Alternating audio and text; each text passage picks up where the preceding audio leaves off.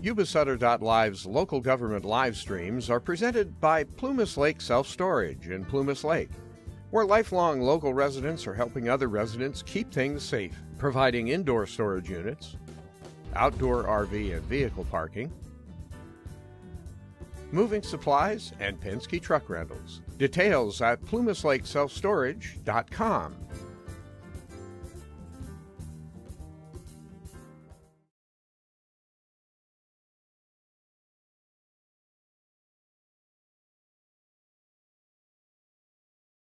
Yeah, just real quickly, this is probably my last meeting. I think we're done after tonight, right? 20 years. Thank all the workers in the district, all the hard work. You guys are the backbone. You're the backbone of the district that does all that day in and day out work, and thank you so much.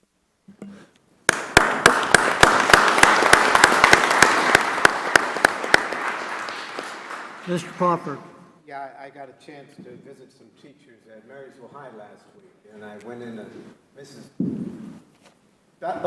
Bigsy's class. Nice lady, and she was making flower arrangements. Her students were. She's one of our new teachers, and she's just so full of enthusiasm and fun. It's a lot nicer than the older teachers. I'm just kidding. Thank you. Ms. Hasty. Oh, sorry. Doug Criddle. I once again want to congratulate Heather and Rob on their new positions. Thank you. And then also congratulate Jeff Boom and Randy Rasmussen on their, I guess it's a retirement. I'm not sure, re-retirement. So Sounds good. It's been an honor working with both of you, and you guys are a wealth of information, and thank you for taking your valuable time and dedicating that to the community and our kids. Thank you. Ms. Hasty. Yes, I'd like to thank and say another thank you to Mr. Boom and to Mr. Rasmussen. You've dedicated and committed and helped tremendously. Thank you. Gary Criddle. Likewise to Mr. Boom and Mr. Rasmussen. I learned a lot from both of you guys, so I really appreciate your service for everything that you guys have done. You will definitely be missed. Thank you. Mr. Rasmussen. So yeah, first of all, I would also like to thank Mr. Boom for over 20 years of service for the Marysville Joint Unified School District. 20 years is a long time.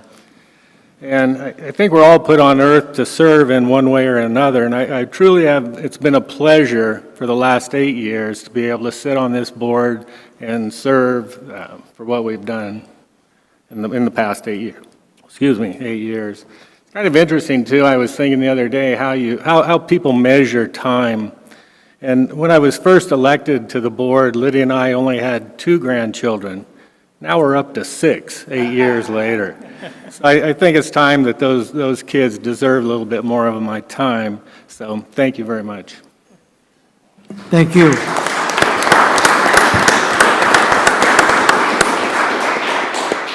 Well, as far as my comments, everybody has said everything I was going to say about Mr. Boom and Mr. Rasmussen. I know I've learned a lot from both of them, and I do think it's, for the district, has been a huge credit to both of you for what you've done for the district over these years. And the one thing I did want to mention outside of that is I got the chance to do a little teaching myself at Covalot during their career day. And you don't realize what you have to do in 15 minutes to whatever, inspire a bunch of young people. But it was just a wonderful opportunity. I was talking about Peace Corps and my time there now 50 years ago. And so that took a little bit of me digging for stuff that I packed away quite a while ago. But I really feel that our involvement with our schools is more than just the board. It's what we do in the schools. And I think it's very important that to think about the kids first. And if we do that and keep that in front of us, we're working together. And just really appreciate what all of our teachers are doing, our administrators are doing to help our students to be young citizens. So thank you. Now we have comments from the school board, the school site representatives. Do we have anybody from Marysville High School tonight? Please introduce yourself.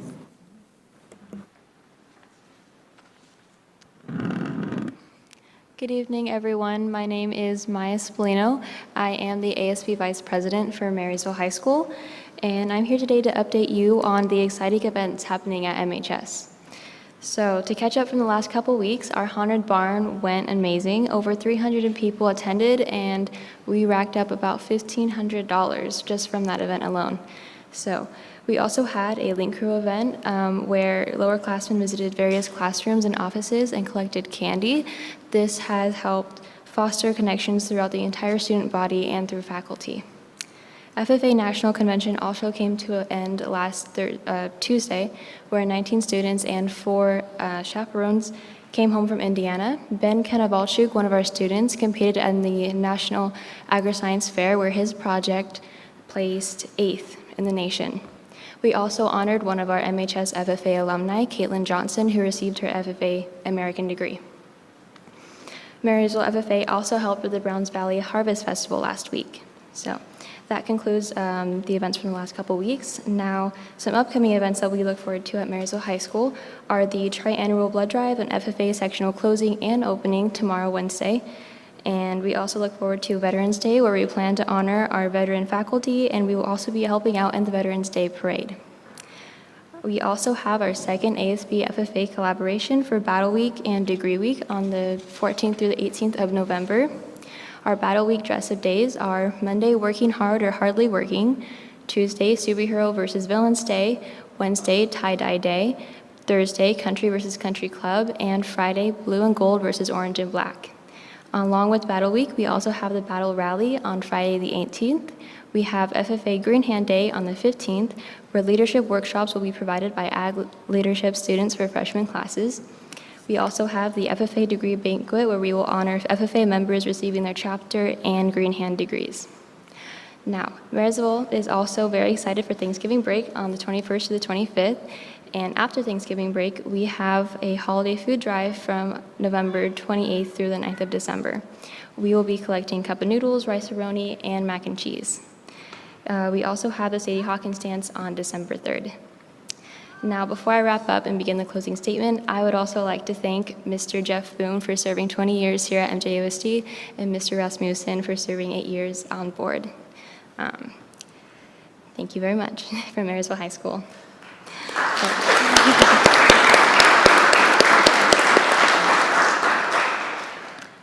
Now, as you can see, we have many fun and amazing events planned for the next few weeks here at Marysville High School, and we look forward to updating you at the next board meeting. Thank you so much for your time. We hope you have a great evening. Thank you.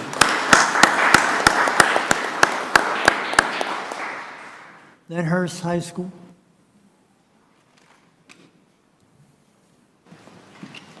Good afternoon, board members, Superintendent Dr. Asrani Fall, and everyone here today. My name is Norberto Montero, and I'm the student board representative for Lyndhurst High School. As Thanksgiving and Christmas break, along with the end of our first semester approaching, our students and clubs are busy making plans and preparations for upcoming events and activities. Starting off with our Blazer Band, who will be participating again in the Veterans Day Parade this Friday. They are also in preparations for making visits to 6 of our elementary schools for school concert assemblies. Last but not least, the music department would like to invite any members of our board and district office staff to our winter concert and family potluck on December 9th. We eat at 6 p.m. and perform at 7 p.m. Thank you to outgoing board members Randy Rasmussen and Jeff Boom for helping bring music back to our district over these last few years. We hope you will continue to support our events as you begin your next chapters. Next on the list is the Mock Trial Club, who had a successful fundraiser at the Lyndhurst Fall Festival, where they raised $215. They are currently preparing to scrimmage another mock trial team via Zoom on the 1st and 8th of December, and they are looking forward to putting the legal skills they are learning to the test. JROTC conducted a formal flag retirement on October 25th and respectfully burned 6 flags, including worn and faded American flags from Lyndhurst and South Lyndhurst. 15 cadets participated in the ceremony. They also held a successful fall field day during 2nd through 4th period on October 27th. JROTC flights, JROTC class periods competed against each other in team sports, tests of strength and speed, drill marching, prowess, and aerospace knowledge. B Flight, 2nd period, captured this year's winning streamer. Upcoming, JROTC is supporting 6 different Veteran Day events from Wednesday, including marching in the Marysville Veterans Day Parade on Friday. Our FFA team are practicing daily for the upcoming opening and closing speech contest at River Valley High School on November 9th. They have a project competition happening on November 15th, and they have 6 students competing where judges will come out to Lyndhurst High School and ask about our students' supervised agricultural experience projects. CSF is also holding an online Panda Express fundraiser starting November 9th. You can help by ordering online or on the Panda Express app and inputting the fundraiser code 908557 when checking out. Last but not least, our ASB and leadership team are working hard to get things ready for these coming months, starting with the Christmas Parade and Oliver's, which will be held on December 10th at 11 a.m., where clubs are welcome to make floats and participate. They are also making preparations for our Christmas Chronicles rally, which will be held on December 16th. That's not it. The entire leadership class and ASB will be volunteering to help the So You Can organization, along with other clubs from LHS, to help our community during these holidays. This nonprofit organization gives food for a week, a complete meal for Christmas dinner, and Christmas gifts to over 600 students and their families in our community. This year, the numbers have doubled, and they are still taking names of families. So our amazing clubs and students are ready to help and support our community, as Lyndhurst has done for the last 10 years, helping this organization. Lyndhurst and our students would like to invite everyone to these upcoming events, and with that, I would like to thank everyone for their time. Thank you. South Lyndhurst High School? Anyone?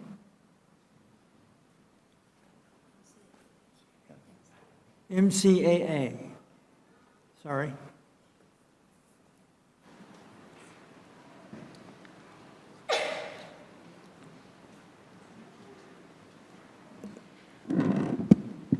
Good evening. It has been a busy last couple of weeks for Marysville Charter. The leadership team held a pumpkin painting competition, which was a huge success. 20 teams of students mixed with staff members had a blast creating a variety of unique pieces of art.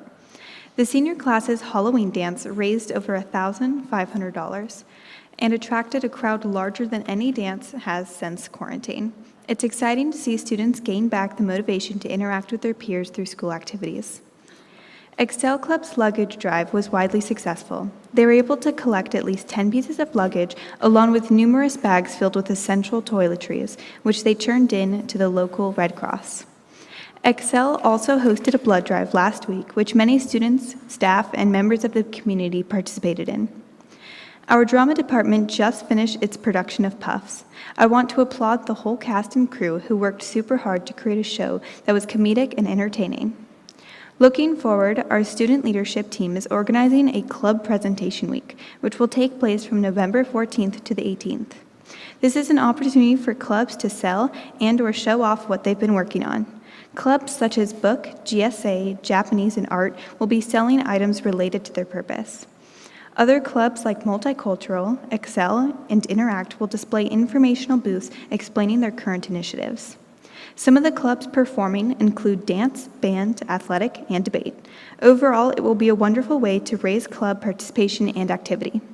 Concurrently, the 10th grade class will be holding a penny drive to raise money for their spring dance. Thank you. Thank you very much. Now we have recognitions, and who's going to start with Adela? Okay. Yeah.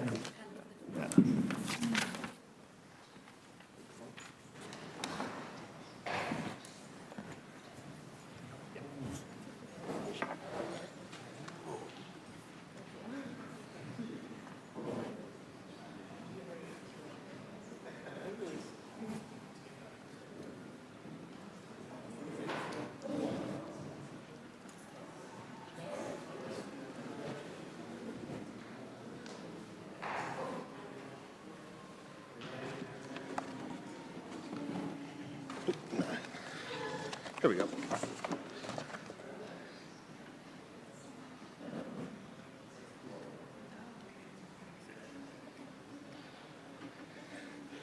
Good evening, Board of Trustee members, Dr. Asrani, Cabinet, and members of the audience. Today we actually are going to do dual certificates here, or recognitions. First, it is my pleasure to say we are going to do an impromptu graduation ceremony because Adela Gomez is the first graduate from the Marysville School for Adults in 10 years.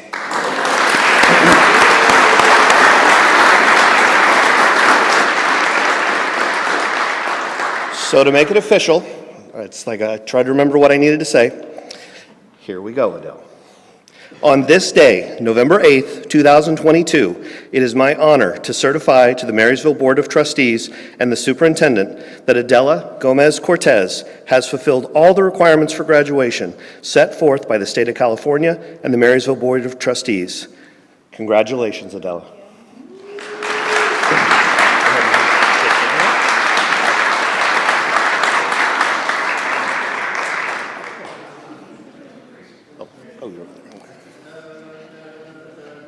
Yes.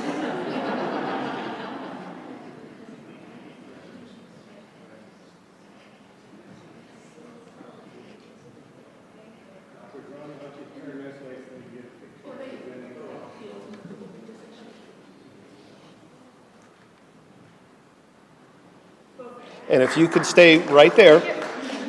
In addition, as was already mentioned, not only has she earned her high school diploma, but as mentioned before, she is the first graduate of the Marysville School for Adults in 10 years. She is our first recipient of ringing the bell. So with that, we also have this certificate of achievement of being the first.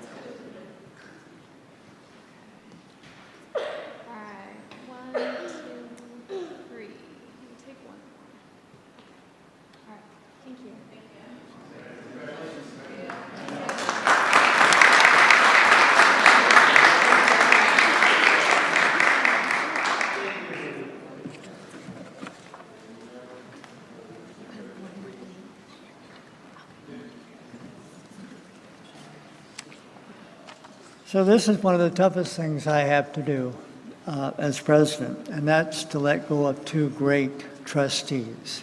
And first I'll recognize Jeff Boone. Mr. Boone was elected to the board in 2002. That's hard to even imagine. In his 20 years as trustee, Mr. Boone has served several terms as president. He grew up in Dobbins and attended Dobbins Elementary, Foothill Intermediate, McKinney Intermediate, and Marysville High School. Mr. Boone went on to attend Yuba College before transferring to UC Davis, where he graduated with a degree in economics. After college, Mr. Boone went back to the family farm that he still owns and operates today. Over the years, he has volunteered as a coach at Marysville Little League baseball and softball teams, Marysville softball, and the NSA softball. He also served as assistant coach at Yuba College softball program. He now enjoys spending time hunting and tournament fishing when he has time. Also, if you go around the schools on this district, you will see Jeff Boone's name on many buildings. And that's a huge accomplishment in his tenure. So we really appreciate everything you've done for us, Jeff. Thank you.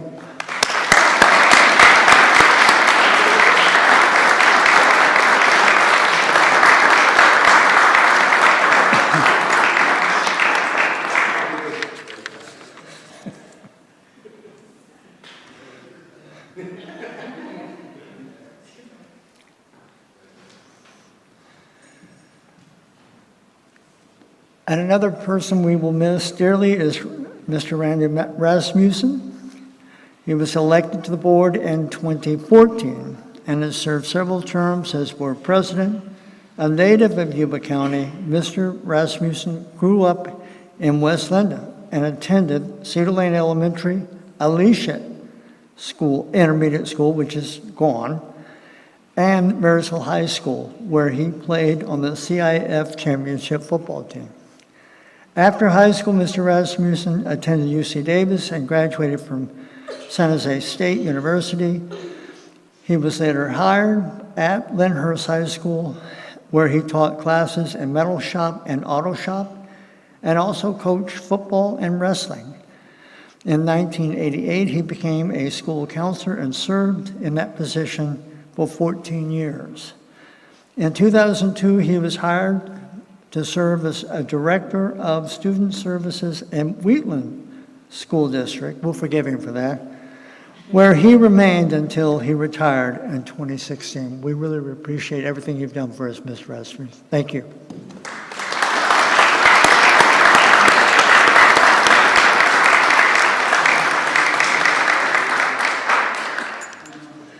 So what we would like to do is invite everybody to take some of the cake and enjoy the cake while we finish up the meeting. So thank you. Can I get a picture with them? Yeah.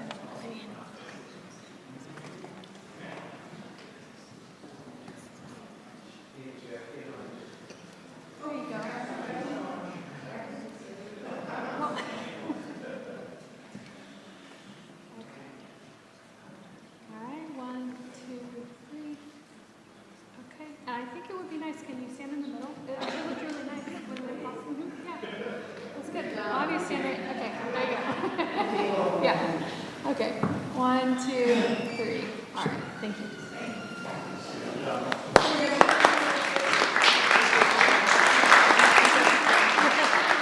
So please enjoy the cake.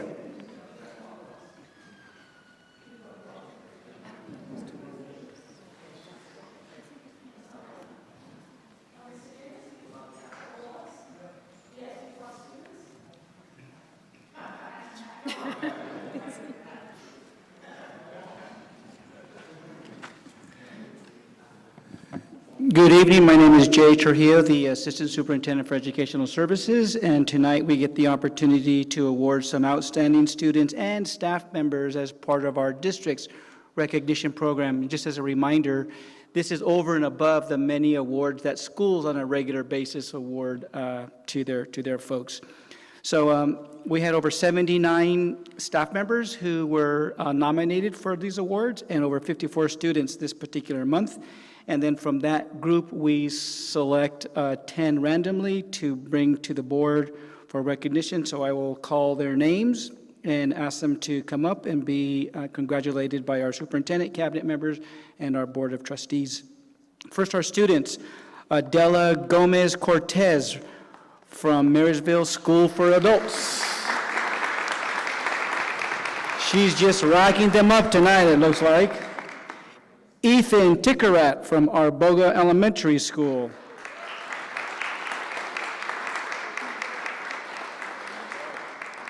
Genesis Lewis from Cedar Lane.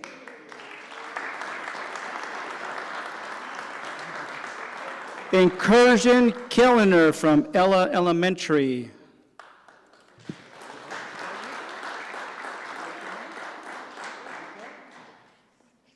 So cute. Camilla Neves from Foothill Intermediate School.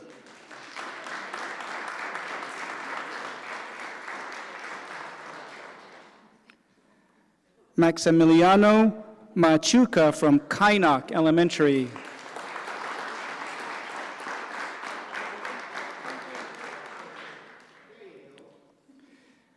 Jonathan Elbert from Lyndhurst High School. Landon Letzinger from McKinney Intermediate.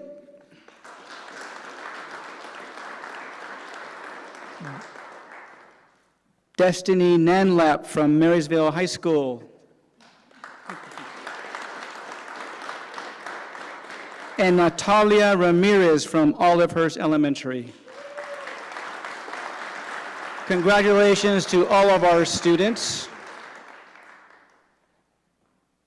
And if the parents want to come up and take a picture with all the kiddos out here in front, please do. Come on up. Picture time. You guys want to jump in the photo really quick? And No. It's not optional. We'll get in the picture. Okay.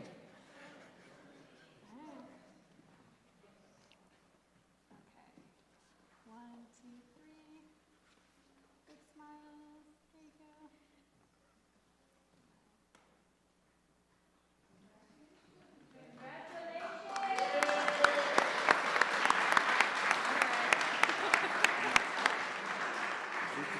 All right, and now our wonderful staff. From our Boga Elementary School, our Assistant Principal, Kylie Lagorio.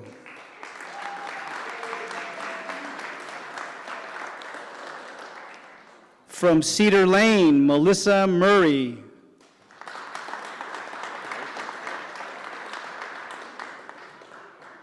From Cordova Elementary, Michael Pennington.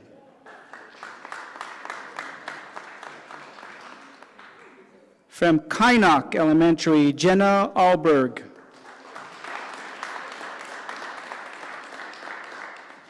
From Linda Elementary, Teresa Gomez.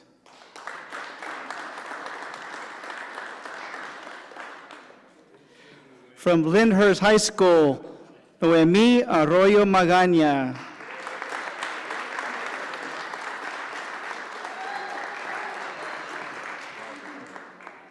From Marysville High School, Sarah Hyatt.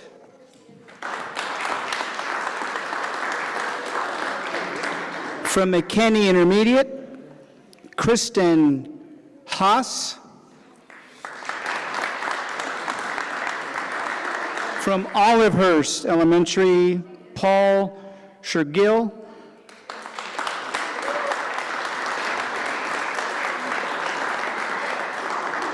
And from our Transportation Department, Maria Magaña.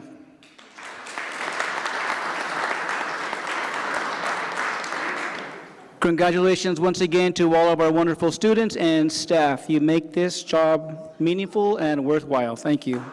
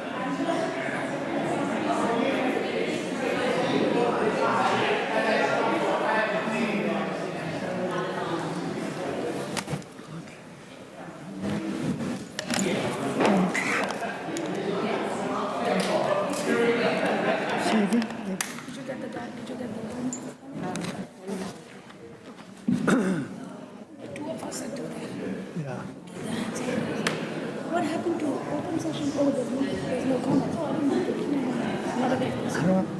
You can eat as you continue. Or maybe that gets it. Sure.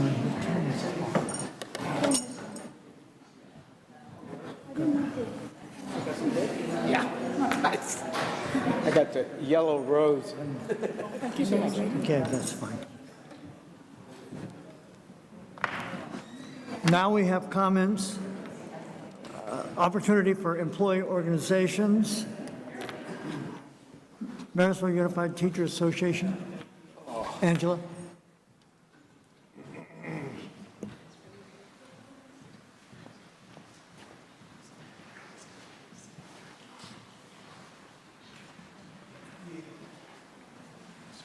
Oh, you're good. So where do I get my little presentation up? Well, that's what I mean.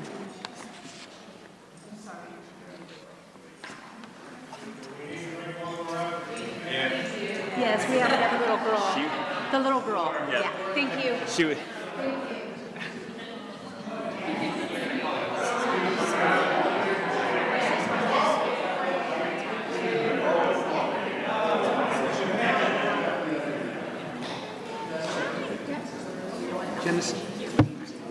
Genesis Lewis. Genesis, would you come on up, sweetheart? Come on up. We're so proud of you. Yes, come on up.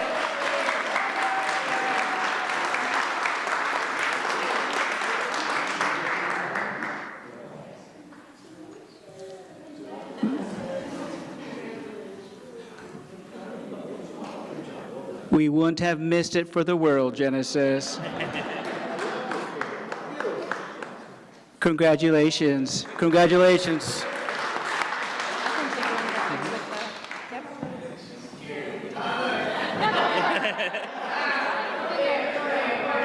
Okay. All right. Okay. 1, 2, 3. Oh, that's great.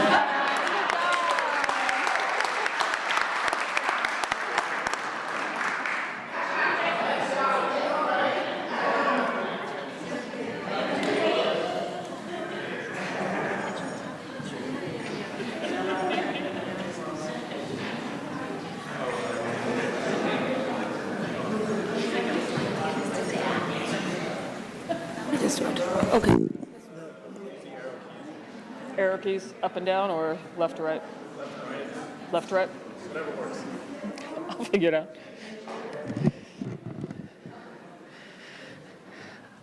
I made it. So thank you, Mr. Davis, and the rest of the board, and everybody who is here this evening. I will tell you again, it's interesting how I can clear a room. So all you got to do is bring me up. People will flock away. Because what could be more exciting than comments from your labor organizations? So first of all, since I'm already, kind of sort of joking a little bit and all, I will continue that because if there is anybody in the sound of my voice that does not know that Notre Dame beat Clemson this weekend, you now know again. Everyone knows I'm a diehard Notre Dame fan, and I had the best experience over the weekend. I watched Notre Dame on a screen that is bigger than probably the wall of my own living room, and so it was amazing, and the fact that they won made it even better. And then I wore my sweatshirt tonight just so I could remind Brian Williams. So it's always nice when Brian can be such a good sport. And considering I will acknowledge the fact in public, on record, that his team is doing better than mine this year. So, but also I do want to continue the congratulations and the thank yous to Mr. Boom and to Mr. Rasmussen for their tenure on the school board. The fact that I can remember Mr. Rasmussen being elected is one thing. The fact that I can remember Mr. Boom being elected is totally another. How's a way to make you feel old? When they said 20 years, I was like, he hasn't been on the board 20 years. And then I started counting, and I went, oh. And then I started realizing that I had his kids in school, and I stopped counting. I was like, I'm not going to count anymore. So congratulations to both of you, and thank you for all of your years on the school board. It is much appreciated. I wanted to speak tonight. The last couple of board meetings, we have heard about Lyndhurst High School. And as you know, MUTA represents the teachers and educators out at Lyndhurst High. And I've been talking to the teachers out there, and I've been giving this a lot of thought myself, because I did want to address Lyndhurst High School in my comments this evening. I would be remiss not to, for one, but for two, it is a special community. Lyndhurst High School, Linda Olafhurst, is a special community, and one that comes from and does not shy away from adversity and struggle. As we learned a couple of meetings ago, we had a bit of a history lesson, and you guys all know that I was also a history teacher as well as an English teacher. The community itself comes from the Dust Bowl era and the Great Depression. And actually, if you go back further, it's even mining, which is all hard work. So this is not a community that shies away from hard work, and it's not a community nor a school that shies away from it either. But I also think that sometimes when the chips are down, and sometimes when there are issues and problems, Sometimes I think what happens is we have a tendency then to focus in on that, and in the meantime then, the successes that people or a school site or a community have had get, in a way, forgotten. And I think that does a disservice. Because then when the chips are down and you're already feeling bad enough, you have to kind of feel worse. And this evening then, I wanted to take my time as MUTA president and actually give a little celebration and a nod out to Lyndhurst High School, because I think they need it and I know they deserve it. The plaque that you see up this evening, that is still right on the front of Lyndhurst High School. And you've got 1975, and if you look really closely though, you could see that the first column of names there is 1972 to 1973, and the second is 1975 to 1976, because Lyndhurst High School did not sprout up overnight. And Lyndhurst High School was a passionate project of a community. And the reason that I know this with all certainty is that the second name that you see under 1972 to 1973, Daisy L. Reese, was my grandmother. My grandmother and my grandfather struggled for years to help get Lyndhurst High School built, because they believed in the community and they believed that the students out there needed it and deserved it. And they didn't give up until it was built. And so I want to celebrate some of these positives, some of the good stuff. And this is current good stuff. I'd need a lot more slides if I went all the way back to 1975, just so you would know. I'd need a lot more slides, and we may very well need a whole nother meeting. But some of the good stuff. As you know, Lyndhurst High School has amazing students and a dedicated staff, including the fact that some of them were in the recognitions list that Mr. Trujillo mentioned earlier. There were at least 9 staff members on there. There were students. You know their ASB and their student leadership. Their student rep gets up here each meeting and does an absolutely amazing job. You've heard about the rallies they've been having this year and the success they've been having with those. Within that, they've also got over 24 active student clubs and organizations on their campus. Not to mention the ones that might not be quite so active but are around. You're probably in a much bigger number if you include those. They have a tremendous art program, including art that has actually been displayed right here at the district office. They have their Air Force Junior ROTC. They have their AVID program and their Upward Bound. They have connections and programs with Yuba College, including dual enrollment. Additionally, they have an award-winning band and music program. They're going to be going out to the elementary schools and making connections and building that program up even further. Just since May, I can remember, without going back through agendas, that at least 3 Lyndhurst High School programs have been recognized at these very meetings. They have successful sports programs, league and section champs at tennis, soccer champs. Lyndhurst High School, much like other schools around the state and around the nation, they have their own Hall of Fame, including our Yuba County Sheriff. The culinary program that we've heard so much about, the culinary program that has actually made meals for the school board even. They have a multimedia productions, which we all know. We get our Sunday Scoop, amongst other things. The wood residential construction, we obviously know about just in this very room. They have automotive tech. They have at least 9 learning pathways to prepare students for all of their post-high school options. And this is just the short list of what these students are accomplishing out at Lyndhurst High School. Does this mean, though, that there are not things that we need to improve upon out at Lyndhurst High School? Doesn't mean that at all. But what it does mean is that this is where we are starting from. We are starting from amazing programs, we are starting from amazing staff, from amazing students, and from a community out there that knows what it's like to deal with adversity and to overcome it. They've done it since their inception. It is our job, it is our duty to be their assistants in that, to be their allies in it, to be their advocates in it.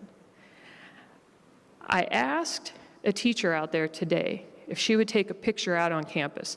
And I didn't even ask a picture of what. I said, will you do me a favor and just take a picture, because I want to put it on one of these slides tonight. I want it to be a current picture of Lyndhurst High, not something from 1986, not to speak ill of the 1980s. But I asked her, I said, will you send me something? And she said, well, it's raining and dreary out here. And I said, doesn't make any difference. And so this is the picture I was sent. And I think this speaks to Lyndhurst High School. Because if you notice, you've got the sun peeking through the clouds there, and some blue sky peeking through, and you've got a campus that's got pride right there shining through all of that. And then you look at their website and you realize that their vision mentions 4 key terms: motivated, challenged, prepared, and reflective. And that is the epitome of Lyndhurst High School. And even though we do need to make sure that we are listening keenly and awarely, with all awareness, with all passion that we have, we need to listen to and respond to all of the requests for assistance and help out at Lyndhurst High School. It is our job, it is our duty. And as a community here of Marysville Joint Unified, when you see part of your community is struggling, it's your job to help. It is your job to react, it is your job to respond. And just like it's my job, the board's job, the community's job, but Lyndhurst High School has successes to be celebrated. They have students to be celebrated. They have things that need to be acknowledged out there that absolutely are a starting place for any additional work and all additional work that needs to be done out there. But we need to know that they're starting from a higher place as opposed to a lower place, because they need to know they have our support, and they have our support in their successes as well as their challenges. Many of you know, I've made no bones about the fact as far as being Cherokee, and so I'm going to take a little liberty with a quote that is about the Cherokee people. I'm going to tweak it just a little bit. I don't think Wilma Mankiller will mind. Individually and collectively, Lyndhurst community possesses an extraordinary ability to face down adversity and continue moving forward. It's our job to move forward with them. Thank you.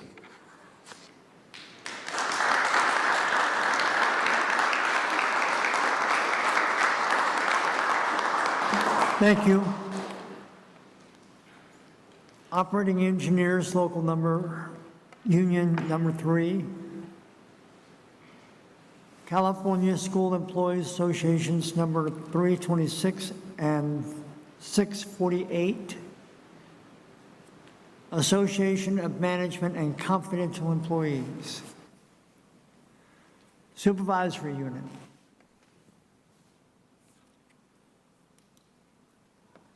Dr. Asrani. Yes, thank you. Thank you, Mr. Davis. At this time, I'd like to just have Mr. Rob Gregor come up and just be publicly acknowledged, sir, for your appointment as a new Director of Wellness for the district. A little bit about you. You've been a principal for 27 years? No, this is my 30th year in our not in our district, but in education, and this is the start of my 19th year in administration at Marysville Joint Unified School District. So I do a thank you, board, for allowing me to have this opportunity to move on in my career and to move to the next stage and better myself and to grow. So I look forward to serving you, the board, and assistant superintendents and superintendent in the future. So I feel like this is right in my wheelhouse to help our kids and their wellness and helping with the social emotional learning of our families and our kids both. So thank you for the opportunity, and I really do look forward to serving you and our community most of all. Congratulations. Thank you.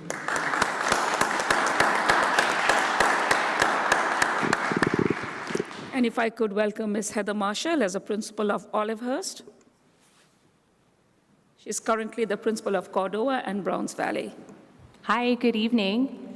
Thank you. I am honored. I do appreciate the opportunity, Dr. Asrani, board. I'm excited to go out to Olivehurst and get to know everybody. I was at Yuba Gardens for 5 years, I think, so I'll be glad to get back out to that side of our school district, and I look forward to it. Thank you. Thank you.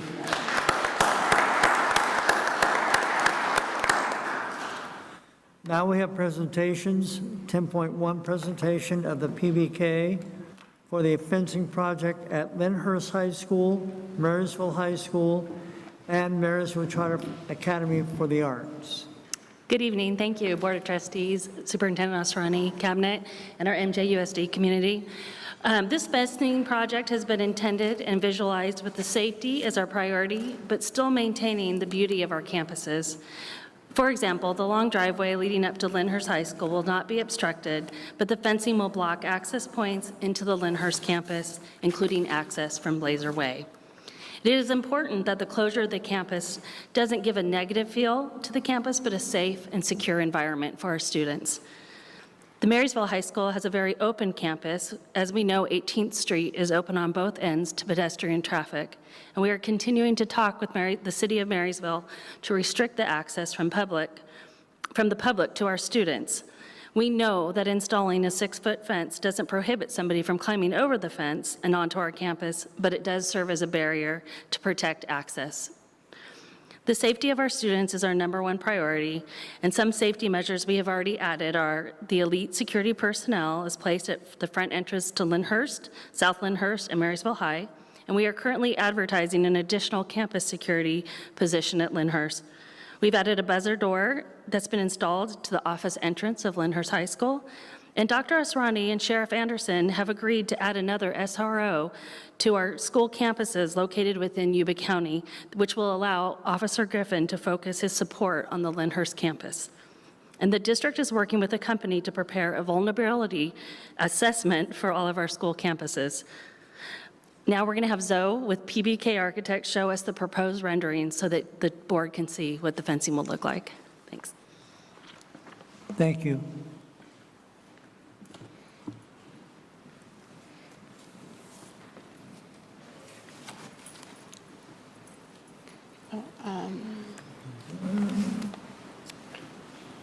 It should be a couple.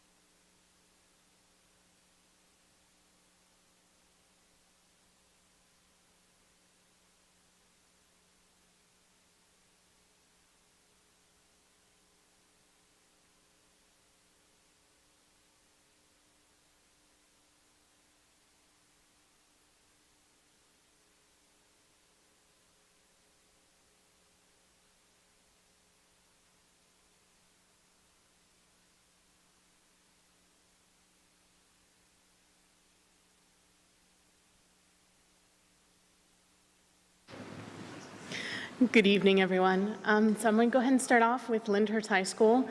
So as Jennifer mentioned, we've focused on utilizing the existing fencing that's on site as a basis for the security perimeter that's being established.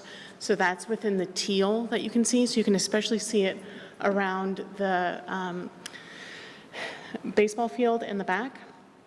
And then there's a couple little spaces around the perimeter of the campus itself. The areas of work that we've concentrated on are those within orange and then also within yellow. So as you can see from the main drive coming down to campus, what we've done is created a perimeter right at the front, going between two buildings to create a defined passage into the campus itself, as well as closed off this area at the back here with a bit of black chain link fencing. With all this fencing, we're trying to make sure that we provide both, most importantly, fire apparatus access, so in case of an emergency, emerging personnel can enter the site itself, and then also a very secure way to monitor anyone going in and out of the gate. So there's defined pedestrian gates, some of which have buzzers on them, so staff can control who enters and exits the site during the day. We have included fencing that wraps around the back of the campus, connecting into the portables and then into that existing fencing that I mentioned earlier. On the other side of the campus, we are closing off this area as well with some additional chain link fencing. This has, again, a large gate for fire apparatus access back into the site itself. With all this work we're doing, we're making sure that from a fire life safety perspective, the campus still complies with requirements of current California code and provides a secure area for the campus itself.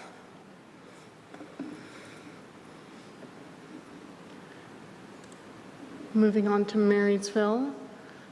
What's the quick plan? Zoe, Yes. can I just call Doug Trauer up for a minute? Sure. I think the board would like to have you walk us through the campus itself. I mean, what's that big yellow section that we just saw? Just kind of give us a visual, please.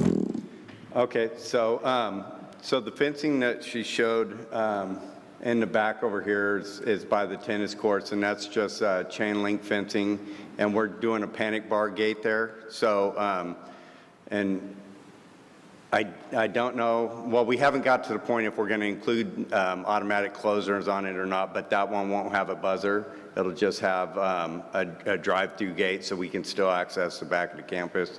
The yellow portion that's in the front and the middle is going to be wrought iron fencing to add aesthetics to the front, so it doesn't kind of look like, you know, just chain link fence. We thought that would look better. That'll have a drive-through gate that's big enough for the fire trucks. It'll also have a buzzer on the entry and exit man gate. And then we also have a drive-through gate that's over here by the gym. And I can't remember, did we add a man gate to that? No man gate. That's just a drive-through gate. And then it'll close off this section to the portables, wrap back around over to the back side of by the weight room and the section where the kids enter and exit the parking lot. That will have a man gate as well as a drive-through gate, which it currently has right now with a just kind of a yellow bar gate. And then we'll be closing off this back section. The same thing with the walk-through gate, so the kids can continue to enter the South Lyndhurst campus, and a man gate or a drive-through gate so that we can enter the back side of the campus. Are there any questions for Doug at this point talking about Lyndhurst? So Doug, thinking about that gate for the back side there, or enter the back of the school, no, to the upper end, yeah. So what about, how are kids going to get access like to the automotive program with that gate? Is that gate intended to be closed all the time? That gate is intended to be closed, I think we'll have to have this discussion with the school. We may have a security guard be able to open and close it during certain certain times, depending on when it's needed to be open and closed. if we left it open, obviously the campus wouldn't be secure. So we'll have to figure out how or what times we're going to open it and close it. And that'll be a conversation that we have with the school site. One of the other conversations that we had was about having a fence or a gate that goes across the main entrance of coming into the school by the senior parking lot. In the front, all the way up here by the cemetery? On the other road, not over here. Laser Way, yeah. I thought there was discussion about trying to have a gate somewhere in there that's going to be maybe mechanically operated, so it could be closed. Is that not part of this discussion? That hasn't been part of the discussion. One of the problems that we faced trying to put a gate up there is where do you turn the parents around, or what is that traffic going to look like? Should it it be in a lockdown situation? And I think the discussion that we've all had is it'll be extremely hectic and cause more problems to have a gate all the ways up at the front. There was also talk about putting it down here, another gate that may be down here below the senior parking that we could open and close. But I think the goal that we came up with was that we secured the campus, and then if we need to look at adding fencing that would be more security later, that would be another option.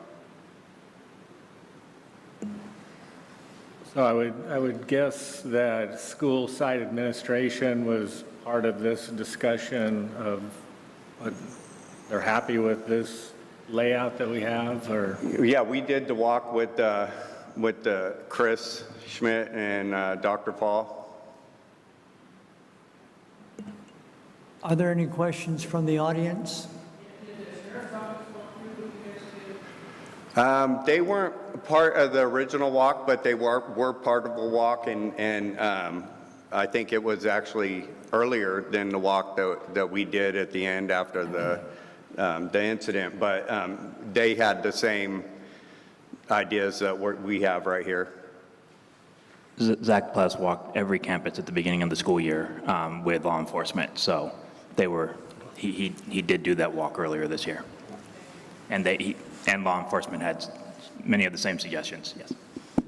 So with Brian, would you like to discuss what we're doing for the cameras?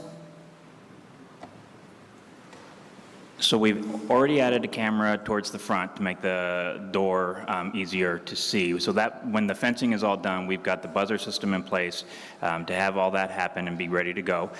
We actually just met with Sheriff Anderson. I was able to meet with him last week and just got a revised MOU for a COPS grant where they will be upgrading 25 cameras on the campus in locations that we've identified, either upgrading or adding new cameras to hit new locations.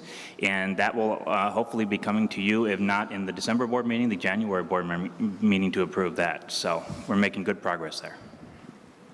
Thank you. Any more questions? Yes, on the baseball field up above there, I'm assuming that the example you have of fencing, that wouldn't be on the outside of that fence, correct? It'd be a little different? The blue portion is existing fence. Will that have any bearing on our talks of doing facility maintenance or facility improvement projects like the track and having that moved? Do you see any or foresee any issues with that? Well, we won't be moving any of the fence in the back, but no, I don't foresee any issues with being able to retrofit in the back. Okay, thank you. The one suggestion I would have would be, I don't know anything about wrought iron fencing, but maybe a student welding group. Automotive has welding out there, yeah. What if we invited students to create some kind of, in conjunction, of course, with the front gate, that big front part, to make it decorative and welcoming, because the last thing we want is a school to look like a correctional facility. Yeah, so I would say that we could do that after the fact, after the project's all said and done. Any other questions for Doug or Zoe? Thank you. You have a question, Angela?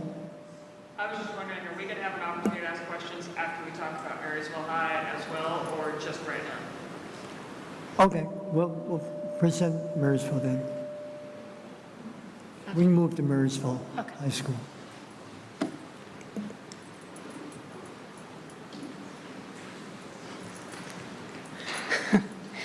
So looking at Marysville High School, Sorry, Zoe, can you go back to the other, to Lyndhurst High School? We do have the administration here from Lyndhurst High School, and maybe it'd be throwing you to the wolves or putting you on the spot, but can you all come up and maybe give your input? Or Rochambeau to see who gets, I get Chris, you're it, huh? Oh, here comes your team. Yep. They're not going to leave you. So the board understands and knows that we walked it with everybody. Dr. Ajrani was out there. These are the kind of concerns that we've had throughout the years of being able to try to somewhat keep kids in and in this situation, well, for my circumstance, the adults out. It is going to be a cultural shift, and I want everybody to understand that, because right now when you pull into Lyndhurst, you're going to see 200 kids playing out on the grass, playing soccer in the front, and you have kids lining up, eating out and by the bus loop in different areas. And so we understand and know that it's going to be a change for us, but we do believe it's 100% the change for the best, and it's what we need in this scenario.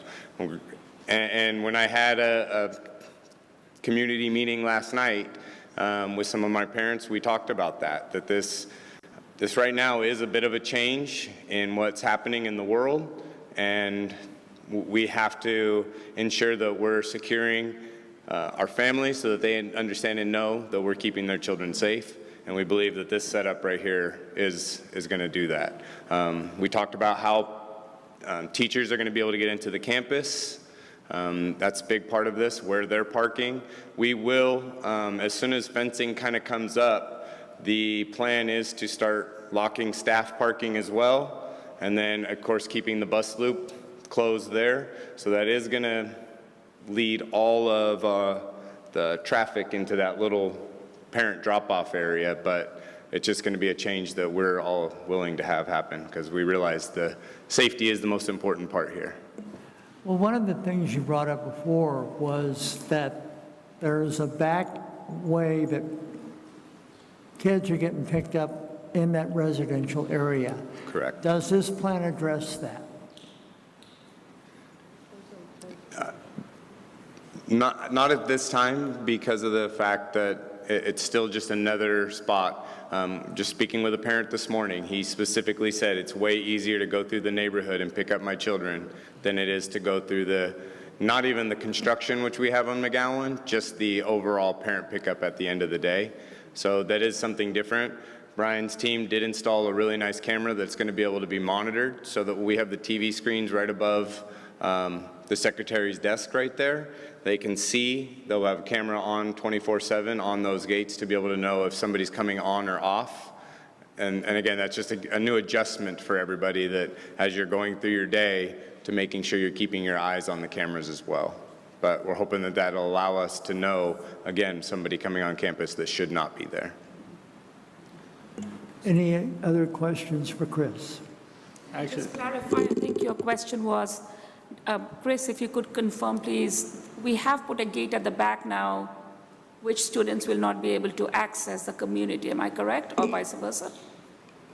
The back gate, Doug? There's always been a gate that's there. It's just a really small chain link fence that the community ends up breaking quite often. We're talking about, and Doug and I spoke about, again, eventually then also reinforcing that and getting a very secure gate to where we can, the kids access it. I mean, that's the part of it. That's our community. That is where we go. That's where our parents come, but we don't want that gate falling down at the same time to where anybody can get through there. So we're hoping we'll be able to come up with something after this project is completed. That's right. Yeah. So this section right here would be a good section for, as you mentioned the kids to be able to do some wrought iron fencing. We're not going to do a panic bar gate. It'll be very expensive to be able to get power out there. There's accessibility issues that could lead into that, so we don't want to address that. That eventually could be a house on that corner. So we just don't feel at this time that's something that we should be adding to this project. So Chris, how do the kids access the campus when they get there in the morning? Let's say the senior parking kids and the bus drop-off kids. How do they get into the campus? You get a combination with the parents that are coming through and actually dropping off, if you could say, the senior area. They're typically walking straight into the front and going into the cafeteria. So most of our traffic comes right in through the cafeteria. Each student's come through and grab lunch. There's a few that walk between C and A in the morning, but most go straight into the cafeteria. As far as the parking on the back side, that was what we were talking about, ensuring that there is a gate, because South Lyndhurst has to access our campus for lunch as well. So there's got to be the walk-through gate. We'll have to have that open in the morning, just the same as we'll have that gate open between A and C in the morning, since that's where I'm estimating 90% of our student population is going to walk through that front gate.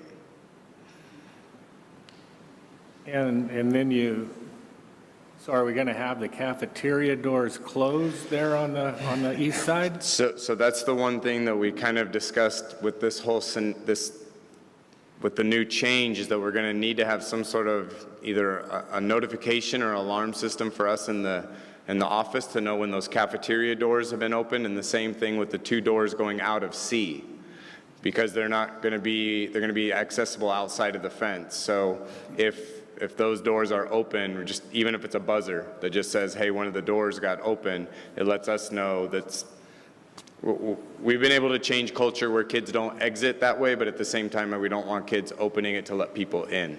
And that's the other part of that. So I think just that, you kind of hit it. You're going to have to retrain everybody. So when they get this put up for the process of where they can go and when they can go, and We're really excited. I mean, it's one of those things that, and I know it's my 9th year, but we think that it's definitely time to keep the kids inside the campus. And there was a walk gate between the student parking that's coming in. I kind of forgot what Zoe and Doug was talking about. By the weight room, right? Yeah. Yes, the one over by the portables on the far side. Yeah. Yeah, there's the walk gate there, because the student parking they'll need to have access to be able to get in at that point. One of the things that, and again, we can poke holes in what happens at 8:15 when we close that gate and they're in student parking, where they're going to have to walk all the way around to the front. And again, that's just retraining individuals on what the process is. At that point, that front gate will also be closed, so they'll be coming up and using the buzzer system to be able to get into the office to walk through to get either a tardy pass for class or just to head on straight to class. Our parents have already made the adjustment just Yes. at the front, so. I guess that'll be their deterrent for not being late, huh? We're hoping. Thank you. No problem. Any other questions for Chris? Thank you very much. Thank you. Now we move to Marysville High School.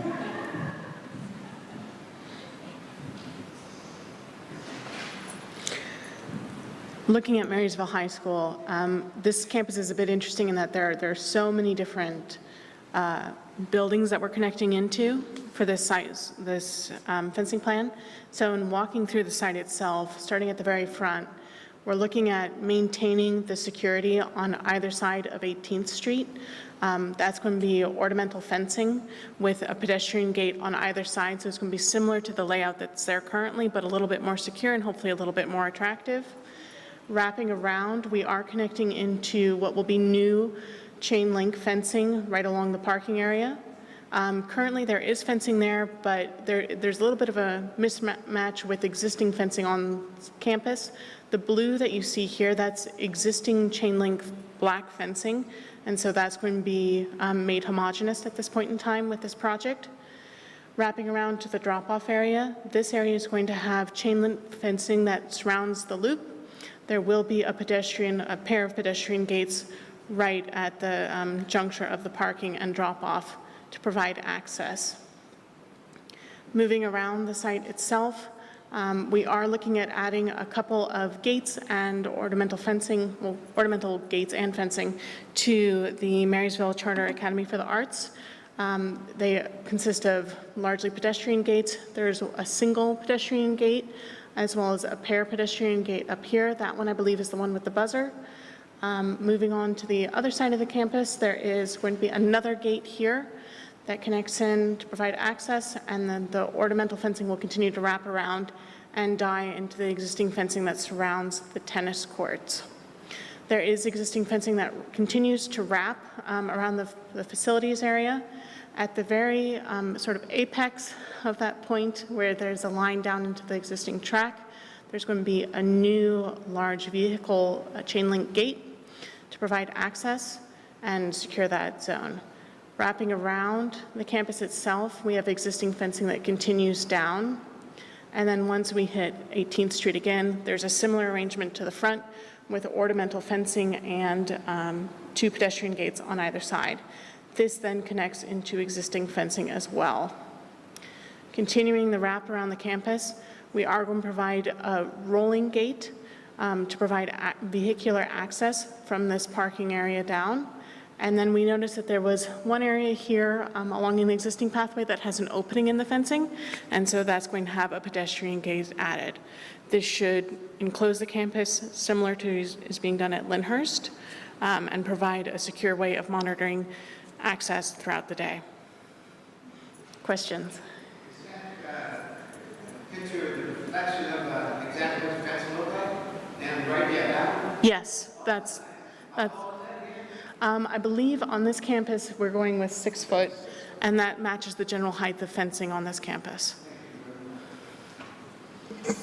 Yeah, at both sites, what time do the gates stay open, the man gates? I'm thinking for like after-school sports and stuff to accommodate parents coming in and out. Yeah, it'll be the same as when the gates get open and closed for school. And so I can't say exactly what time they open and close them, but like the street gates, as soon as the street gates are open, the man gates will be open. As soon as they're closed, the man gates will be closed.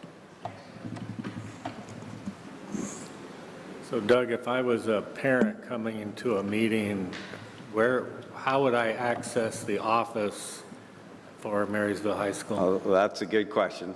And we're looking at this. Maybe we have David there that can help us? You want to come? Maybe not. Maybe he does. Dave, I'll be your reinforcement. I'm sorry, Mr. Rasmussen, what was, Well, I heard part of the question. Where would we enter? Where would I park? How would I access the main office? And I don't know either. I was waiting for the answer. So were they, and I know that they've been busy with our colleagues over at Lyndhurst, and I know that's the priority. And seeing that, you know, we need something, because we talked earlier in the year before we were talking about fences of going into the community lot there on the west, is that the west side, that's now where most parents are parking, and then they come across 18th Street and into the office. But there are 2 main roadways there that they could access on both sides of the main office. Yeah. You have maybe it's a wait and see. Yeah, I mean, we definitely need to plan if nobody's going in on 18th, which I love, and staff has asked the same question when they saw this in the board packet, is now we have a perimeter, but how would parents get in? And I'm assuming years ago on the south end, they could get get in. I don't know if that's correct or not, because they wouldn't be able to get in from the east side. Jennifer and Doug the floor, I think they might be able to give you some idea. Yeah, so David is correct that the plan is to use this visitor parking that's kind of for the district office and Marysville High School, which is currently where David was saying most of the parents come in and then they walk through the man gate. So right here, we were going to put a buzzer on the man gate so that with the camera, so that people can buzz in to the campus. We also have some questions about how we're going to get deliveries to the cafeteria. Obviously, Marysville High School is a weird setup, just the way it's laid out, because it's laid out on the main street on 18th Street. So that's where the office is located. We haven't really worked out all the bugs as far as how parents are going to get in, how we're going to get deliveries, and all that. Okay, thank you. Go ahead, Angela. Oh, Doug just went, uh-oh.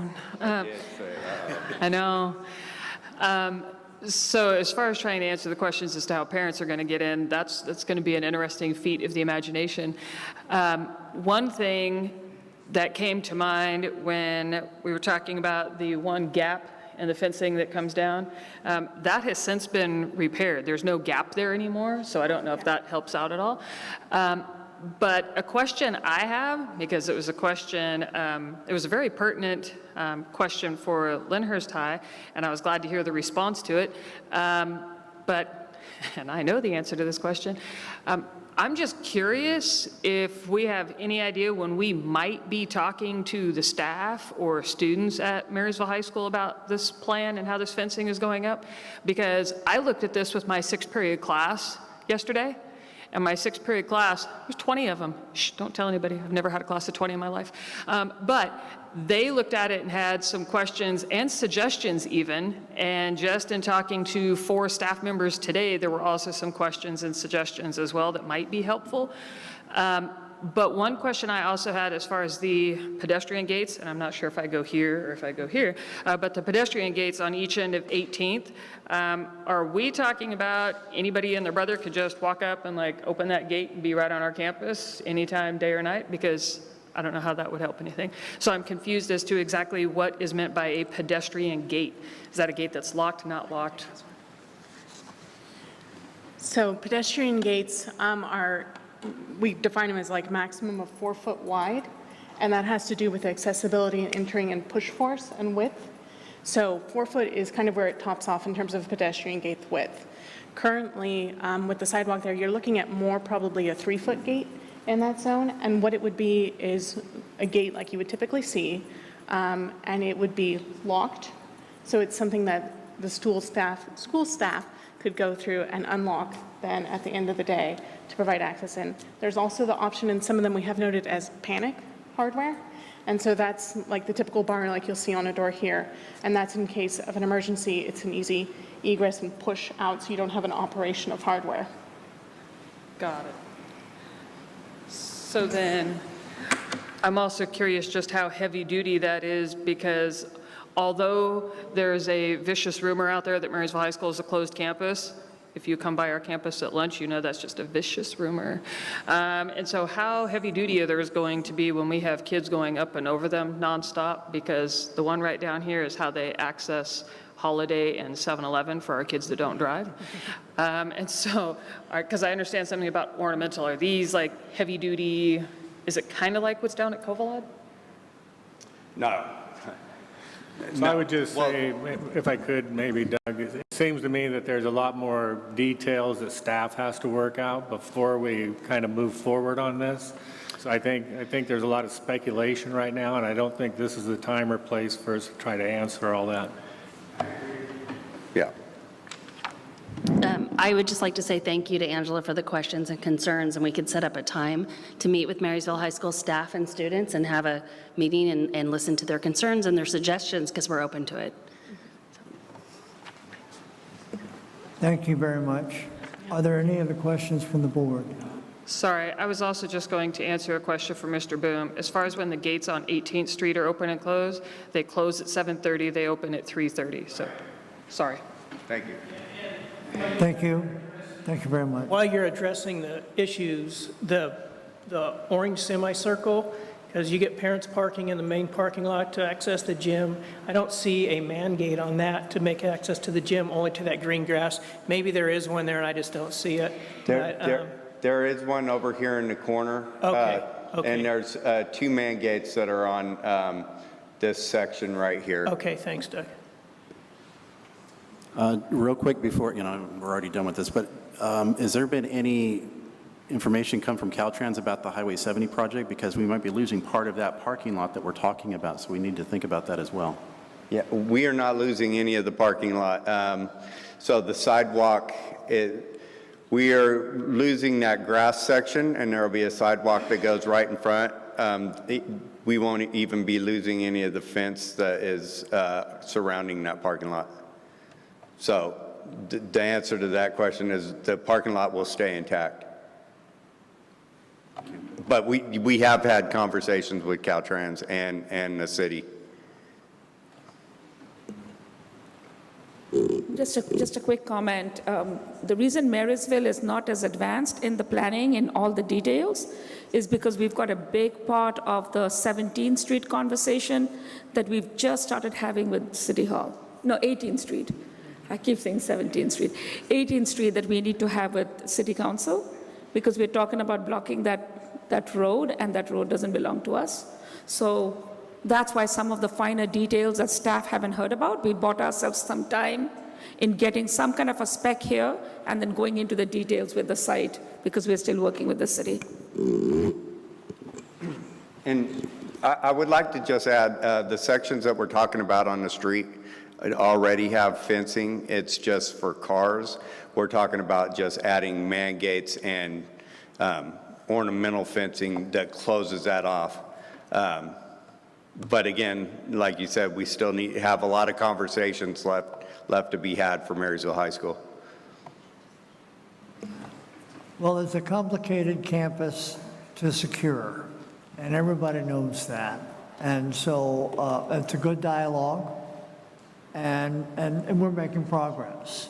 And certainly from just this input this evening, there's still questions to be answered, but we really appreciate the presentation. Yeah, my pleasure. So we're going to move on. 10.2, California Assessment of Student Performance and Progress, Assessment Data, and SB 359. Who's presenting this?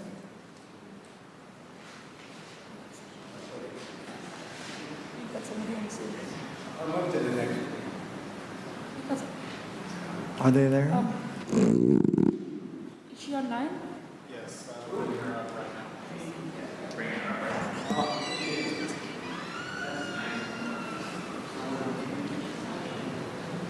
Good evening. Can you guys hear me okay? Yes. Okay, so I have a video tonight regarding our CASP assessments and SB 359. I'll be available to answer questions at the end. Thank you.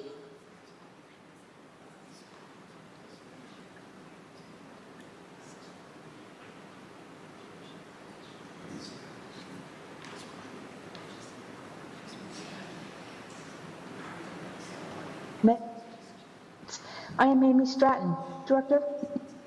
Good evening, trustees, Superintendent Asrani, members of the Cabinet, and members of the audience.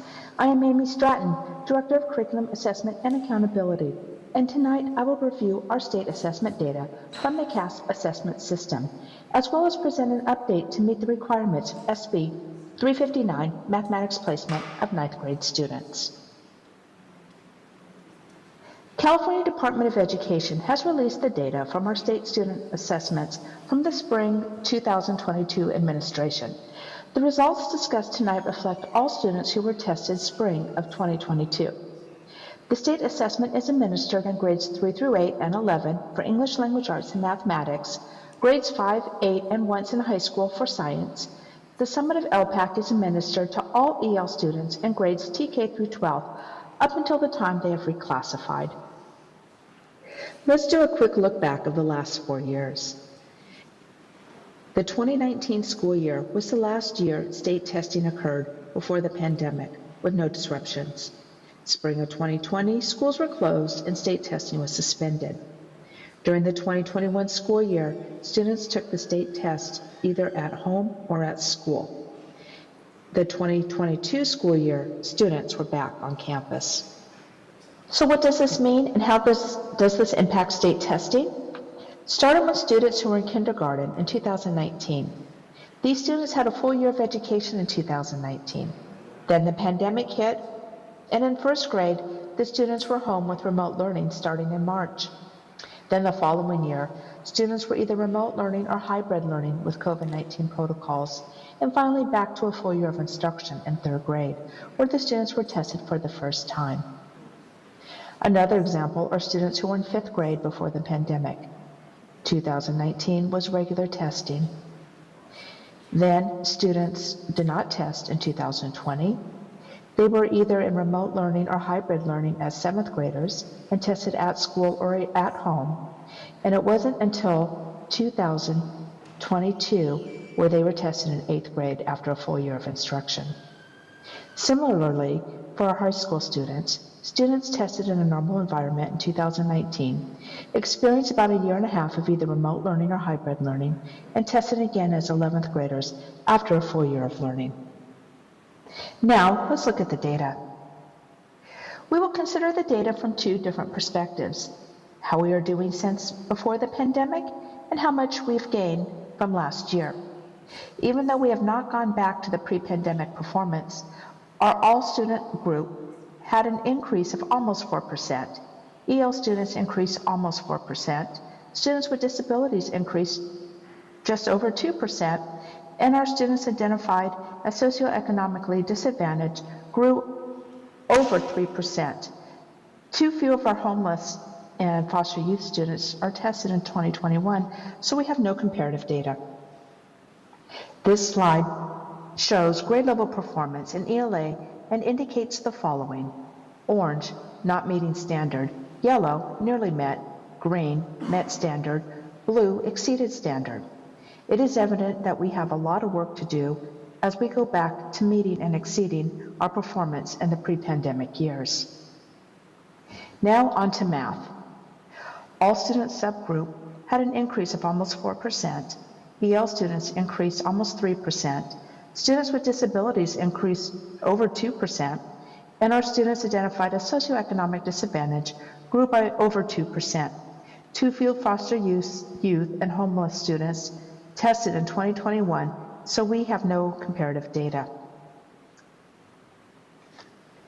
This data is the same as ELA, and each of the colors show the proficiency levels. When considering the data for science, we see a similar trend in both English language arts and mathematics. All student group had an increase of almost 2%. EL students increased almost 1.5%. Students with disabilities increased 2.5%, and our students identified as socioeconomic grew almost 1%. Too few foster youth and homeless students tested in 2021, so we have no comparative data. What is different in science that we do not see in ELA or math is that a majority of our students are in the nearly met category, the yellow bar. This is pretty consistent across the district. LPAC is a whole different assessment and only for our English learners. All student group shows a little increase across the subgroups. Now on for an update on the California State Dashboard. The California Dashboard, when released, will review the following data: academic indicator, college and career indicator, high school graduation rate, chronic absenteeism rate, and the suspension rate. The state dashboard is projected to be released in December. Now on to SB 359. SB 359 requires the board to be updated yearly on which courses our ninth grade students are taking in mathematics. There are approximately 760 ninth grade students currently enrolled in MJUSD. Of those students, 70% of the students are enrolled in Integrated Math 1. 24% of the students are enrolled in Integrated Math 1A, which is a 2-year Integrated Math 1 program. Just under 1% of our students are in accelerated math class with Integrated 2, and about 5% of our students are in courses designed for special education. We see that due to the disruption of distance learning, fewer students are enrolled in Integrated 2 in the 9th grade this year. When considering our enrollment of our English learners, slightly more than half of our English learners are enrolled in the 2-year Integrated Math 1 course. The data from 21-22 compared to 22-23 is very similar. When considering our students with special needs, we had more students enrolled in 1-year Integrated Math course during the 2021 school year than we did in 22-23. When considering race and ethnicity, we focus on the percentage of students in Integrated 2, showing advanced math skills. The data shows that less than 2% of any particular subgroup is in this course. However, a large number of each subgroup appears to be in the 2-year Math 1 course. Digging deeper, this is much higher as the course is only offered at Lyndhurst High School, and there is data to indicate almost a 50-50 split. What is MJUSD doing to address the needs of our students? We have become very intentional about what we are doing. Universal screening in grades TK through 12 in language arts and mathematics. Working with the Director of Data and Student Improvement, principals and teachers are able to identify early acceleration and intervention opportunities for students. STEAM emphasized across the schools with a focus on STEAM-related activities to increase students' hands-on learning opportunities in science, technology, engineering, arts, and mathematics. Coding across TK through 6 and after school. This is a new and exciting opportunity as we have found several teachers who have already started doing this work and is now coming together to expand it to other sites. A big shout out to our teachers and science coach for this work. The expansion of TK across multiple sites. We're focusing on training for our TK teachers with assessment student supports. Veteran combo teachers are coming together to help train and provide supports to our new teachers teaching combo classes. We are working on our TK3 literacy plan with a focus to ensure that all students are reading at grade level by the end of their grade by 25-26. We are using Elevation to help monitor our progress in our EL students, which will allow our staff to communicate with students and parents on areas where more support is needed for English language acquisition. The implementation of AVID in grades 6 through 12, reintroduced to support college-going culture for first-generation students. Honor courses in our middle school. We started this year with honors 7th grade math, and we'll be introducing ELA science and social studies very soon. New AP courses in high school. This is a student request that is new this year, and we've added AP World History, and we're working on other options. Expand dual enrollment courses, including more students with accessing early college.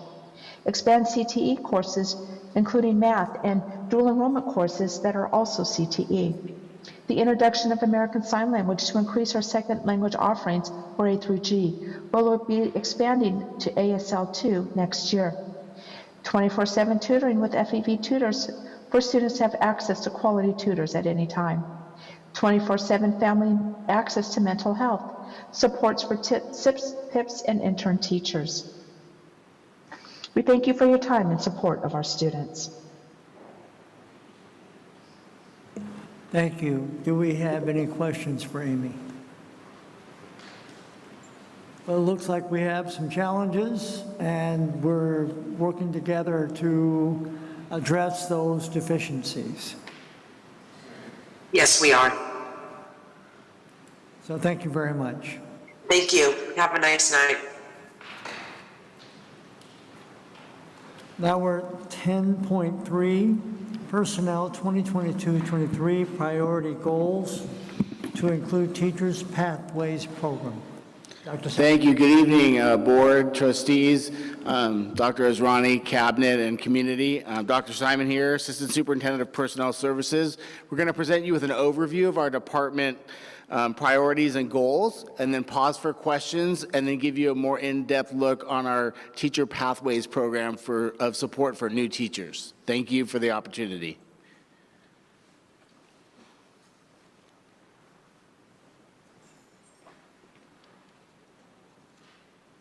Good evening, trustees, President Davis, Dr. Azrani, cabinet colleagues, and our MJUSD community.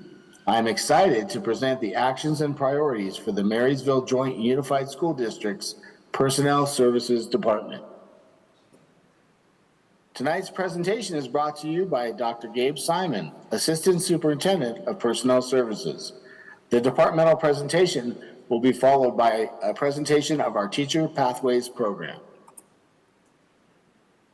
Our department's key goals and actions align to the district's strategic plan as well as the annual local control accountability plan, annual school site plans, and 3-year department plan.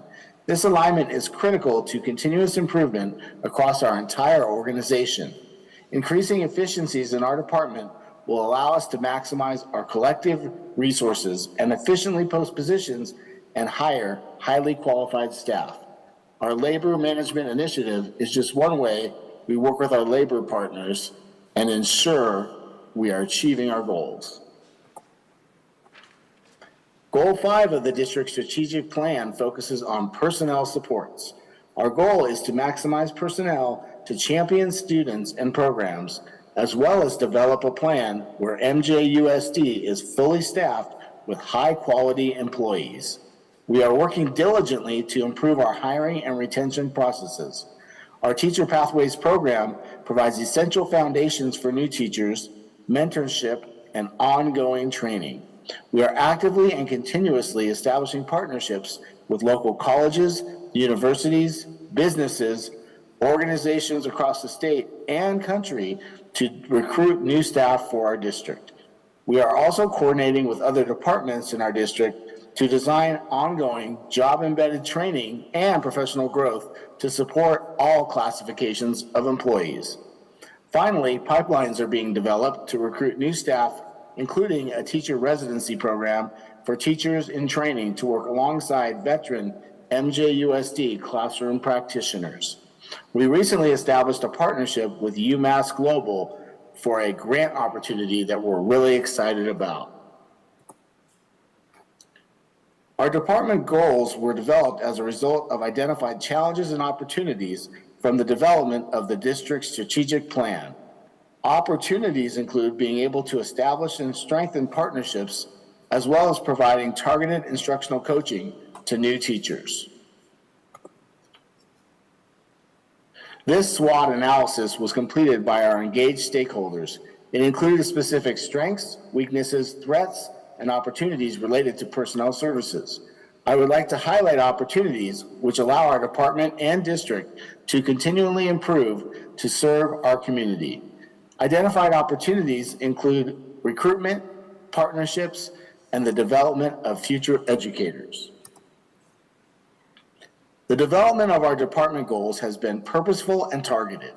The 3 Ps of partnerships, pipelines, and career pathways are embedded into all that we do and what we strive to become. Our Personnel Services Department has 3 overarching goals. Goal 1 relates to our Teacher Pathways program, as well as professional development for administrators.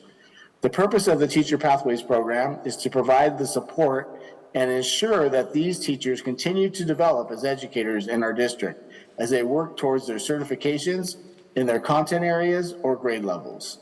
The district desires to retain these teachers and will continue to do everything possible to work collaboratively with them as they develop their teaching craft and complete these certifications. Our experienced mentor teachers are our resident experts on teaching and learning. Many bodies of research support the incredible impact these practitioners are having on new teacher development and retention. Goal 2 involves a new platform and revamped systems to greatly improve hiring and position control processes. For example, our rollout of a new position control process has decreased the time it takes to post and advertise a vacancy by as much as 250%. Goal 3 focuses on mobilizing our community partners to recruit, develop, and retain committed, certificated, and classified staff. Classified staff members are the backbone of our school and district operations. Many staff members live in our community, and when we are able to hire locally, it is a huge benefit to our district. This goal also includes the development of pipelines for future employees to join our MJUSD family. Local partners include Beale Air Force Base, Chico State University, Yuba College, and our own adult education department, to name a few. Education is the most powerful weapon which you can use to change the world. As we improve recruitment, hiring, and employee development, our dedicated MJUSD staff will continue to take our students to new heights. Our highly qualified staff will ensure our students are mastering the skills that matter the most for success in numerous careers and in life. Thank you for providing me with the time to present this evening. I'm available live and in person tonight for questions. This presentation will be followed by an introduction to our Teacher Pathways program. All right, that's the first part of the presentation. Any questions or comments from the board? Any questions from the board? Yeah, the second. Proceed. Okay, all right, thank you.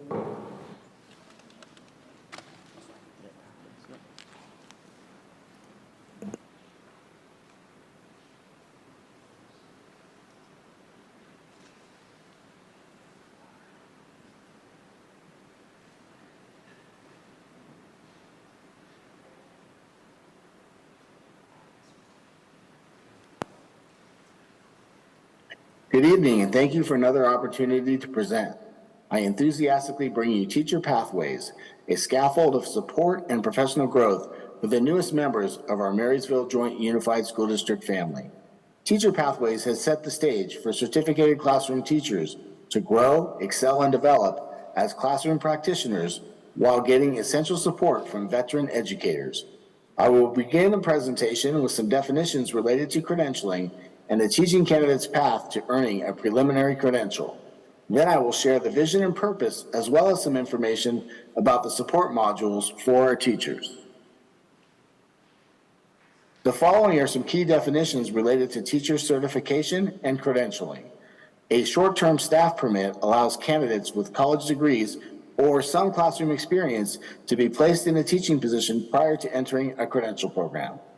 A provisional internship permit allows a candidate to fulfill an immediate staffing need, and a provisional intern is someone who has not yet demonstrated subject matter competency. Finally, an intern candidate has demonstrated subject matter competency and has been admitted to a credential program. The vision driving Teacher Pathways is maximizing personnel to support students and programs and develop a plan where our district is fully staffed with quality employees. This aligns to MJUSD's strategic plan, Goal 5, Action 3, and provides a mentorship plan for newly hired teaching candidates to support and retain them in the district. Other elements related to this strategic plan area are creating a pipeline from college to career and providing professional development for support staff. The goal of a pipeline is to elevate the teaching profession by attracting new and existing local talent to impact teaching and learning in our classroom. Why is this support needed for our newly hired educators? Nearly 10% of teachers across the state leave teaching after the first year, and we want to retain our teachers in our district so they can continue to support our students and families for years to come. The purpose of the program is to provide the support based on the California standards for the teaching profession. This ensures that these teachers continue to develop as educators in our district and will work towards their certification in their content area or grade level. The Pathways program has been collaboratively developed to support targeted teaching professionals with real-time coaching and observations, after-school paid collaboration time, and on-site mentor support. The support will be ongoing throughout the school year and will include daily support from a veteran teacher at the same school site, targeted support from a Pathways coach during and after the school day, and access to teaching resources, including online demonstration lessons. Thank you to MUTA for the ongoing collaboration and support for our Teacher Pathways program. Qualitative and quantitative data prior to and after each module will assist the district in assessing pathways and its impact on our teachers. There are 3 support modules starting with classroom management. Each module includes assessment, as a recurring element of practice, coaching, and reflection. These modules are based on the California standards for the teaching profession.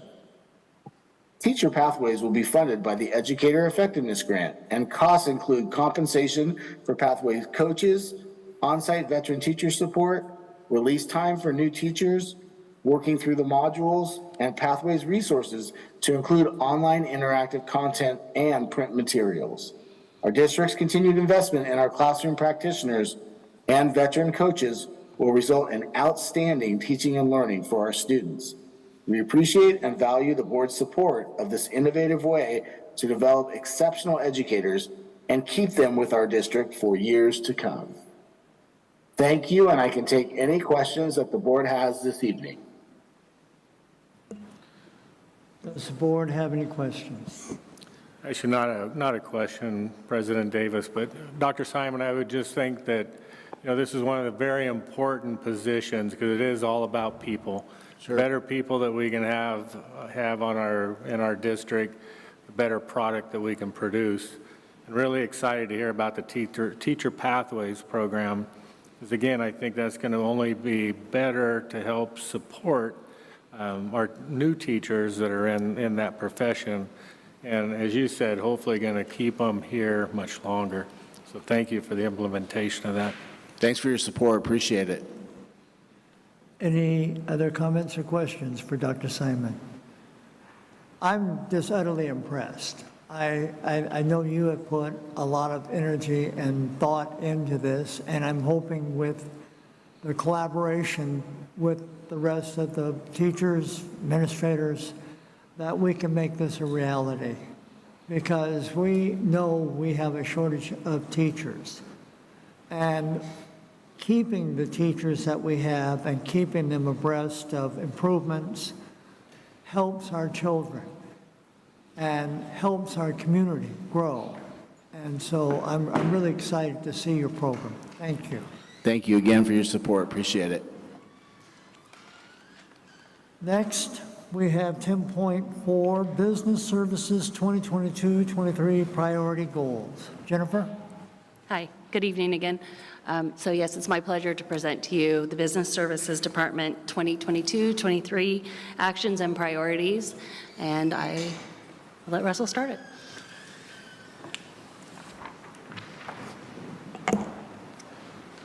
Good evening, President Davis, fellow trustees, Superintendent Asrani, cabinet members, and our MJUSD community. I am Jen Pasalia, the Assistant Superintendent, Business Services, and it is my pleasure to present to you the 2022-23 Business Services Actions and Priorities. Business Services strives to provide efficient and effective quality services to support student success. The operations of the Business Services Department include fiscal, solvency, and oversight, updating and maintaining safe school facilities, and providing student service support such as transportation and nutrition services. It is our top priorities to provide safe, secure, and optimal learning environments for all students, develop and implement a budget that supports sites and all students, ensure and provide safe transportation to all students, and to increase student meal participation utilizing fresh and minimally processed ingredients. Our top priorities align with Goal 2 of the 2022-25 MJUSD Strategic Plan. The budgeting process goal is to establish a budgeting process that will utilize data to optimize student resources focused on student achievement and the whole child. The school budget describes a district's educational plan for the upcoming year and the 3 out years. It translates intangible missions, operations, and objectives into reality by outlining and providing specific programs and funding terms. A school budget helps bridge that gap between a district's stated goals and resource allocation. There are 4 areas that have been identified to reach this goal. We're going to share transparent and timely communication regarding state and federal budget guidelines and the impact it has on our district budget. We will design and implement a budget that supports sites with flexible interventions and equitable access for all students. We will develop an expenditure priority list that is guided by district goals, and we'll develop a budget to update competitive facilities with up-to-date technology, current programs, and innovative design. These actions will begin with 3 main budget priorities. Number 1, staffing projections, including the expansion of the TK program and the new housing developments coming into our district. 2, ongoing planning and budgeting for our facilities improvement. And 3, a program and funding analysis of our special education program. We have already started analyzing our projected student enrollment for our growing TK program, with the focuses on providing qualified staff and classroom support. In addition, we have worked closely with demographers and the input from our site administrators to project increasing enrollment over the next few years. Staffing projections will allow us to plan and budget accordingly to meet our staffing and facility needs to provide the best education to our students. We will continue to focus on our ongoing facility needs to provide optimal learning environments. This will include assessing, updating, and maintaining our aging facilities by creating multi-year maintenance plans and exploring all school facility funding opportunities. Along with updating our existing facilities, we plan for additional facilities to meet the needs of our growing student population. The MJUSD Special Education Program does an outstanding job serving over 1,200 students with specialized needs. To ensure we provide the best resources and education possible, we have started a thorough program review and funding analysis. We have partnered with the Yuba County Office of Education to hire a consultant to review our special education programs to ensure we are meeting the needs of our students. The budget process establishes the district's objectives and priorities by allocating resources to our educational programs. This is an ongoing process that adjusts and changes as the district continues to focus on its mission to provide each student with the most appropriate educational opportunities in a safe environment. Business Services is proud to be a partner in supporting the success of our students. Thank you. Thank Are there any questions for Jennifer? I just thank you, Jennifer. Very good presentation. I like all the animation. Thank you.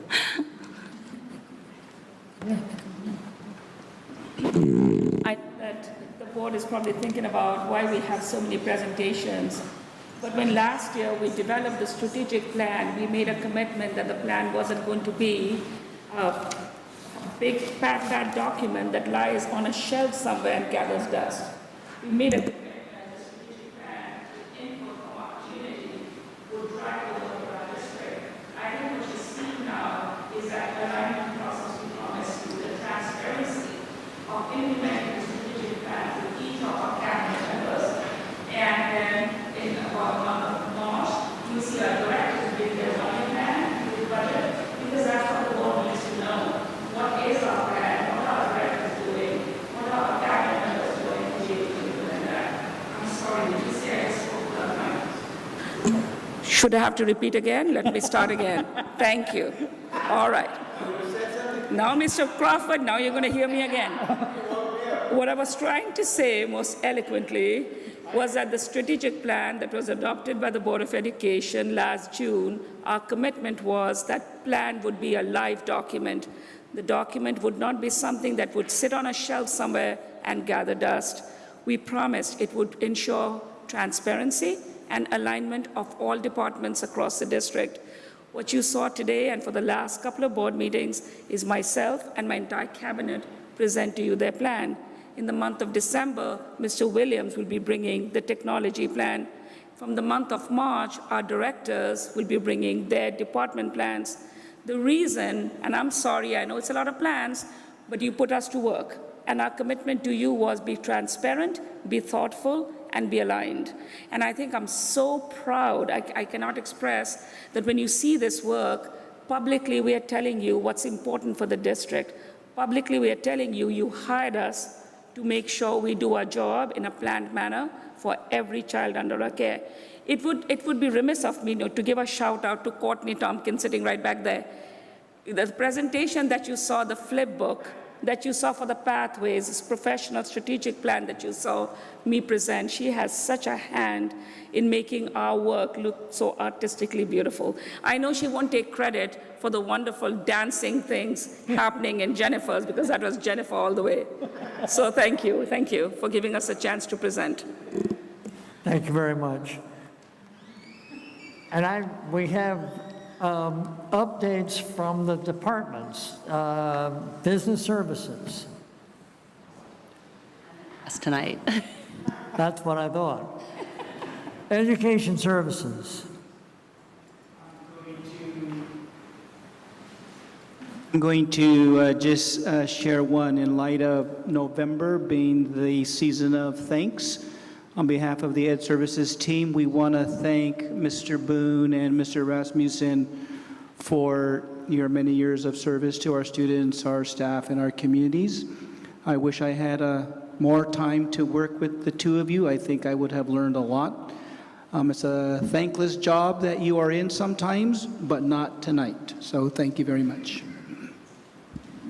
Personal services. So I'd like to recognize Trustee Boom and Trustee Rasmussen for their dedication to the district. Our time together was short-lived, but I'm sure I'll see you around. Appreciate your dedication. Just one quick thing, we're working on trying to finalize a teacher residency grant with the Commission on Teacher Credentialing that will allow us to attract student teachers to our district. And we have a partnership with UMass Global. We're doing that. We're really excited. So we'll get that grant submitted by the deadline, and we'll cross our fingers. Thank you. Dr. Asrani? Or, I'm sorry. I don't have a whole lot. A couple things. We'll have our first Technology Advisory Committee meeting next week. We'll extend an offer again to any board members who might want to participate. We're having it Tuesday afternoon from 3:30 to 4:30. I'm looking forward to that. And I would like to just take this opportunity myself, too, to say thank you to Mr. Boom and to Mr. Rasmussen. You have been amazing board members. You have made this district better over the years. And I will tell you that you have made me better at my job, because every time I get in front of this mic, I try to make sure I have the answers to any questions I think the two of you might ask, and that it's made me better at what I do. And so thank you very much. Thank you. Thank you. Just really want to take a few minutes to thank my two bosses who are leaving me now. I think I've been a pretty difficult employee for you to maintain. Mr. Boom, that was just a joke. I've not been difficult. But I want to thank you. I really want to thank you from the bottom of my heart for helping me learn so much in this job and truly guiding, just not me, but the entire district for all the years that you have been with us. I also want to say that, Friday is Veterans Day, and we have no school on Friday. I think our kids are going to be very happy, but a lot of our staff will be in the parade, and our students will be in the parade, so it'll be great to see them. Last week, I enjoyed seeing MCAA's production of Puffs and Browns Valley Harvest Festival, and a big shout out to all the staff and students and the community there. That was great. The tri-tip dinner was pretty good, huh, Mr. Trujillo? We enjoyed that. Also, the ribbon cutting at Arboga was brilliant, and Kylie Lagoria did such a great job. Thank you, everybody who showed up for that. So proud of that assignment. And lastly, I really want to say thank you to the whole board for being such a superb board together. I think we've achieved so much this past year. I know we look like Energizer bunnies sometimes, but truly our district needed such work to be done, but without your support, I don't think we could have been here today. I would like to end with a very wonderful thank you to Angela Stiegel. I don't know if everybody heard her comment or people signed on to listen to what she said today, but I think she bridged a lot of healing today. And for this, I often say to Angela myself that she and I have a very unique position. She's representing one of the largest group of employees in the district, and I'm here sitting in my lonely position. And some of the aches and pains we share are very unique to our position. But the words of healing are so powerful that today I think the whole community of Lyndhurst and Marysville heard a common voice, and a voice of let's serve those who need it. And one of the promises we have made that we'll be quick to respond to our schools, and I think we've done that with Lyndhurst, and we'll continue to support them. I'm really happy, and a shout out to Sheriff Anderson for his quickness. Shout out to the team sitting right back there. They've had some challenges, but they've been troopers and they know how to handle their community. And I think it's important for us to trust them because they do a great job. We're not here to second guess them. They need to know they have our undiluted support in doing what's right for their community. So thank you, Lyndhurst. Good job. Keep it going. And thank you, everybody. And Angela, thank you. Those words are beautiful words, and we appreciate it. Thank you, Board. Thank you. Now we move to the approval of the 10/25/22 regular board meeting minutes. Are there any corrections or additions to those minutes? If not, do I hear a motion? Motion approved. Motion approved by Mr. Crawford. Is there a second? Second by Ms. Hasty. All those in favor say aye. Aye. Opposed? Pass. Oh, you abstain. We have one abstain from Doug Criddle. So it's 6-1. Now we have the approval of the consent agenda items. Are there any items that the board would like to pull from the consent agenda? If not, do I hear a motion? Motion approved. Motion approved. Mr. Crawford, is there a second? Second by Ms. Hasty. All those in favor say aye. Aye. Opposed? Passes 7-0. Now we move to new business. 15 point, I'm going to get it wrong. I always do that. I look backwards. Okay. New business, 16.1, annual organization meeting of the Board of Trustees. Every year in November, the board has to announce that it is going to reorganize in December. We will have 2 new board members as Mr. Boom and Mr. Rasmussen are being replaced. So we will be meeting with the new board members and organizing the board. We have to vote for the president, the vice president, the clerk, and we have to approve the meeting dates. One of the things that's going to be new this year that in past we have not discussed much is the meeting dates. We are proposing to move to a one meeting a month, except for June. In June, we have to have 2 meetings because we have to read the budget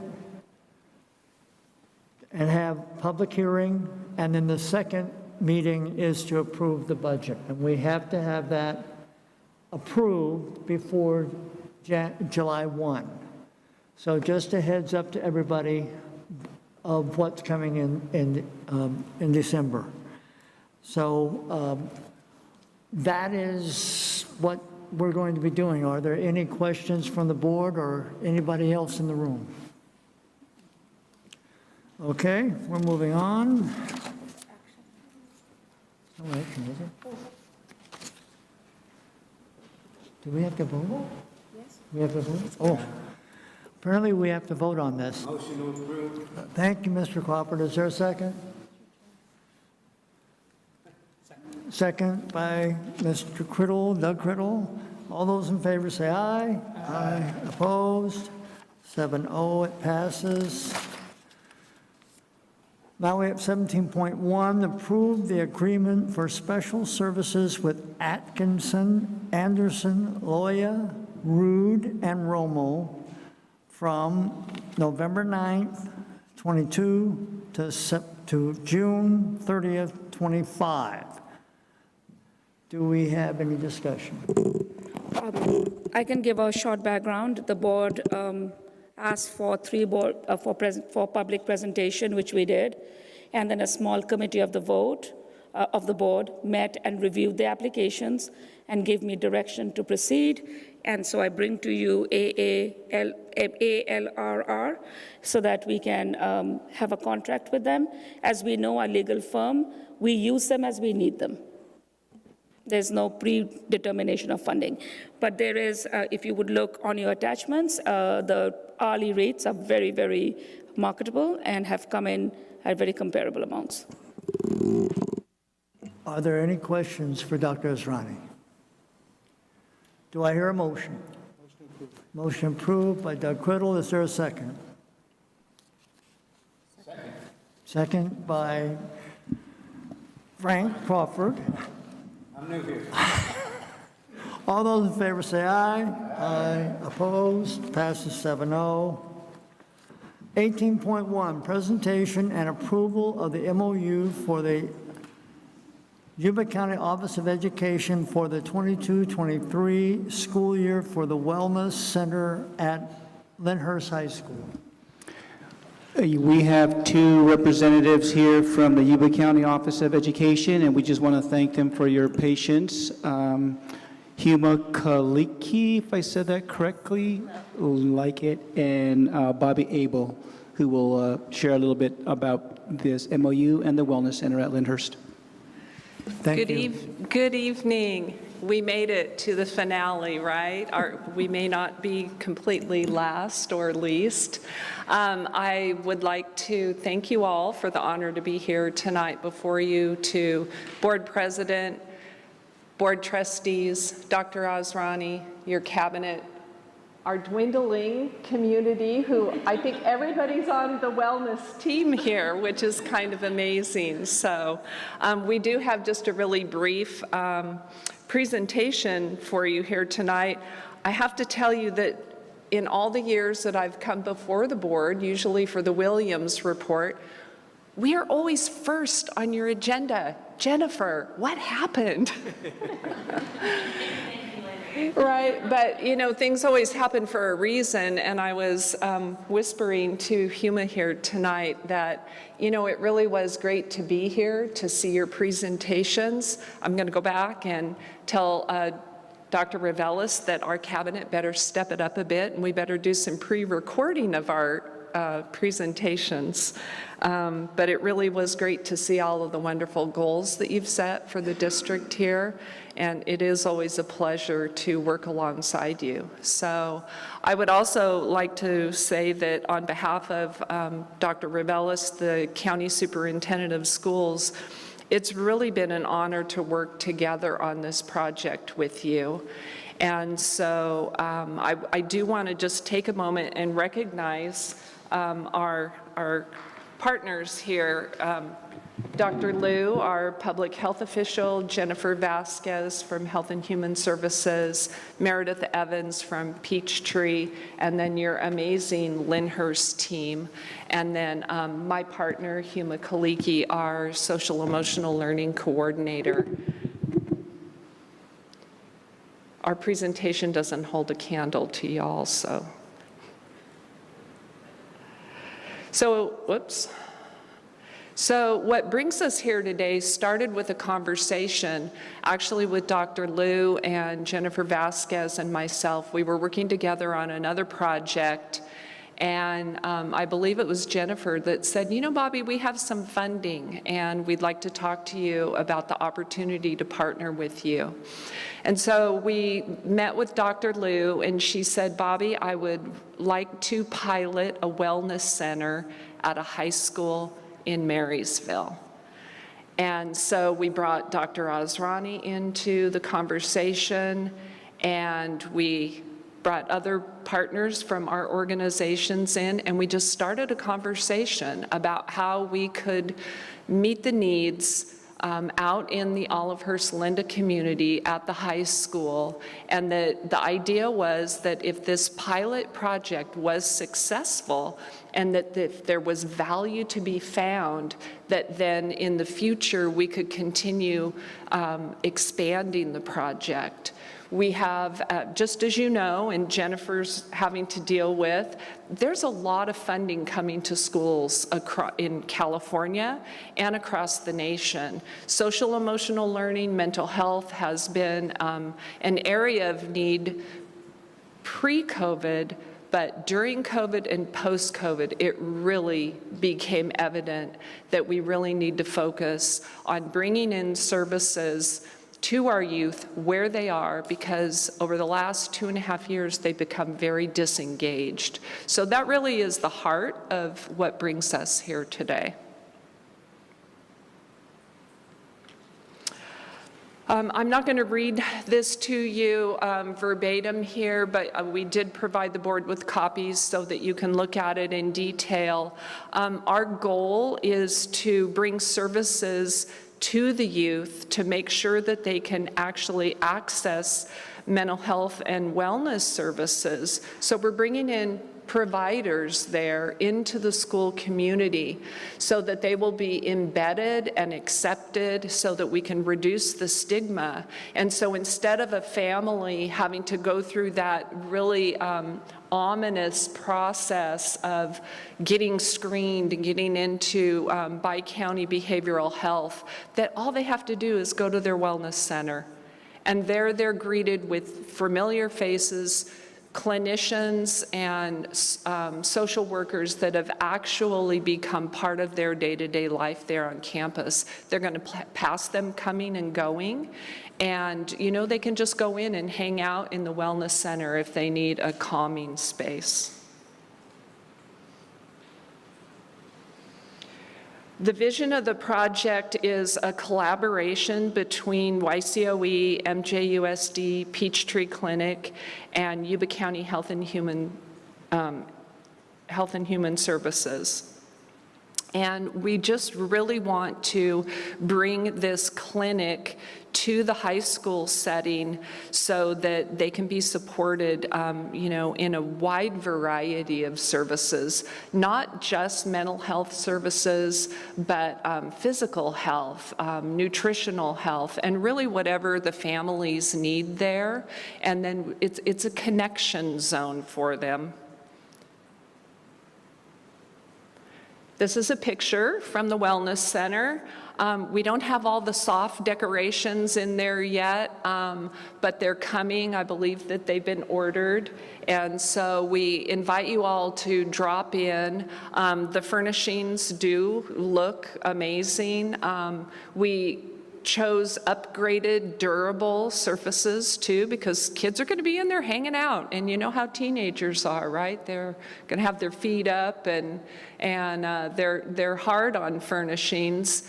And so I think we did a really good job. We have a really great team. We have an amazing project team, and everybody really had their hand in it. So that was a really fun part of it. And the funding covered all of the flooring. And then we decided that we wanted to use the space where the weight room had previously been. So that meant that the weight room had to get new flooring too, so that we could swap spaces. So kind of got a 2-for-1 there. You know what, actually, Huma, I'm going to let you. She's our data gal. I'm going to let her talk a little bit about the data. Absolutely. Hello again. So Dr. Liu was gracious enough to lend us her epidemiologist, Oscar, and he compiled our data beautifully. What we want the center to be is data-driven. We did not want to come in with our own objectives that wouldn't pertain to the youth and target the issues they're facing. So what we did was we opened surveys from August 15th, and we closed those surveys September 30th. We did incentivize, so we were kind of blown away by the responses we got. We had 136 parents participate in the surveys and 254 students. So that to us was very important to hear student voice. I will go through some of the data that was collected with you all. Skipping ahead for me. Okay, so the data really does speak for itself. So this question here, what concerns do you have regarding your health and mental health? So the first thing that we do see is anxiety, right? And that's kind of what stands out to us. So collecting this data, we know what our focus will be at the Wellness Center. And here we see, what would you like most to seek help at the school, and if you were in need of mental health and wellness services or extra support? Again, we're seeing, talking to a trusted teacher talking to a counselor. So again, that's where the Wellness Center will come into play. Followed up by, what are some services you would like to access at school? So this also is very pertinent information for us of what do we want to bring in, what type of services are we wanting in our Wellness Center. And we do see almost half of students they're asking for mental health counseling and services. So we come from a time where students would shy away from asking for help, and now they really are making it loud and clear this is something that we are in need of. What are some services that you would like to have access to at school? And again, what stands out? The mental health counseling piece, right?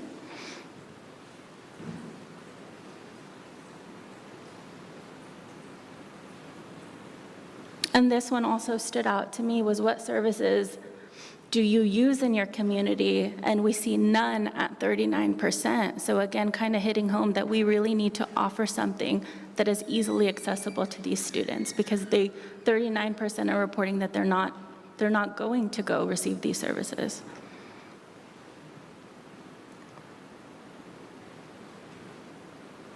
And this was some qualitative data. Some of the services do not accept new people, and they only take in their regulars. We don't know where to go for help. And again, if that is easily accessible on their school campus, this is something that they will be able to go to maybe the day of a crisis or have an ongoing counselor. I experienced the challenges of being too afraid or too nervous to ask for mental health services. If we have an established team, and we're hoping to also collaborate with the school counselors these students are familiar with, they might not feel as much fear or anxiety asking for help. I want to talk to a therapist, but I don't know where to start. And we're hoping to help families and students know how to navigate those services. We're at a time where we're lucky that we have so many services, but creating that roadmap, right? It's been difficult for people to know where to begin. So we're hoping to do that and bridge that gap. And this was some of the parent answers. What concerns do you have regarding your child's health and mental health? And we could just take a look at that. Anxiety is what stands out there. Peer relations, self-esteem, depression. And going on 3 years now, we know that students have been more isolated than they would have been. What are some of the services that you would like your students to have access to at school? And these are some of the parent responses. So mental health counseling is also a priority to parents and not just the students that had reported. Does your student have access to the following? So our CalFresh, our Medi-Cal, our housing, this is where the social worker that we will be having in-house will come into play as connecting families and students. So our focus is not just on providing counseling and therapy, but also how can we help the community and connecting them to what they need.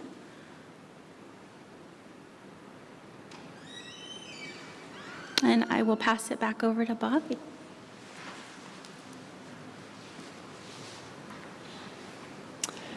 Okay. We appreciate the opportunity to come before you tonight and ask for approval for our MOU. Any questions? The one question I have is how does a student know that they need help? How do we coach them to seek help? Well, I think, okay, Huma, or I was going to look back to our Lyndhurst team, and Scott too would probably, and Scott and Huma do work together on other projects as well too. I'm just going to chime in real quick, and we want to be very strategic in how we market and publicize this. So we want to use other students possibly on campus to be peer leaders and help us market this and kind of open up to reduce stigma. We did consult with other wellness centers in California, and that was one of the main concerns, was how do we reduce stigma so students will know that they need help, but also not be afraid to be seen in the wellness center. Good evening. So our plan for students for right now, we go through a process through our counselors. So students will go through a referral process, but in the hopes that at one point that students can just access the wellness center and know it's a place they can go for help. So it'd always be directed from adults or staff, but we get to a process where students can actually just go right over to the wellness center. So that's our first step, is to go through the adults, to build that rapport, and eventually get to a place where any student can go over there and say, I need help. So that's what we really want for our kids, because we can help them, but we also want them the ability to help themselves. So that's our process right now. Good evening. Our counselors have the best pulse on the needs of our students. As has been mentioned over and over at our board meetings, and as Angela Stiegel also graciously mentioned, we have a really big sense of community and support, a lot of invested individuals. So our students are often reaching out to staff members, our counselors, and what we've seen in the past 3 years is our students, as they revealed in the survey, are open. They don't see a stigma with requesting help. They have the vocabulary to name their emotions, to say, I need a break. And we really think that this is really going to help support that culture change that we're seeing in this generation, that unfortunately they've been through tremendous trauma with the last 3 years. But again, they're asking for help, and our counselors really do see that this will be welcome with open arms. Thank you. Are there any questions? I do have a question on there.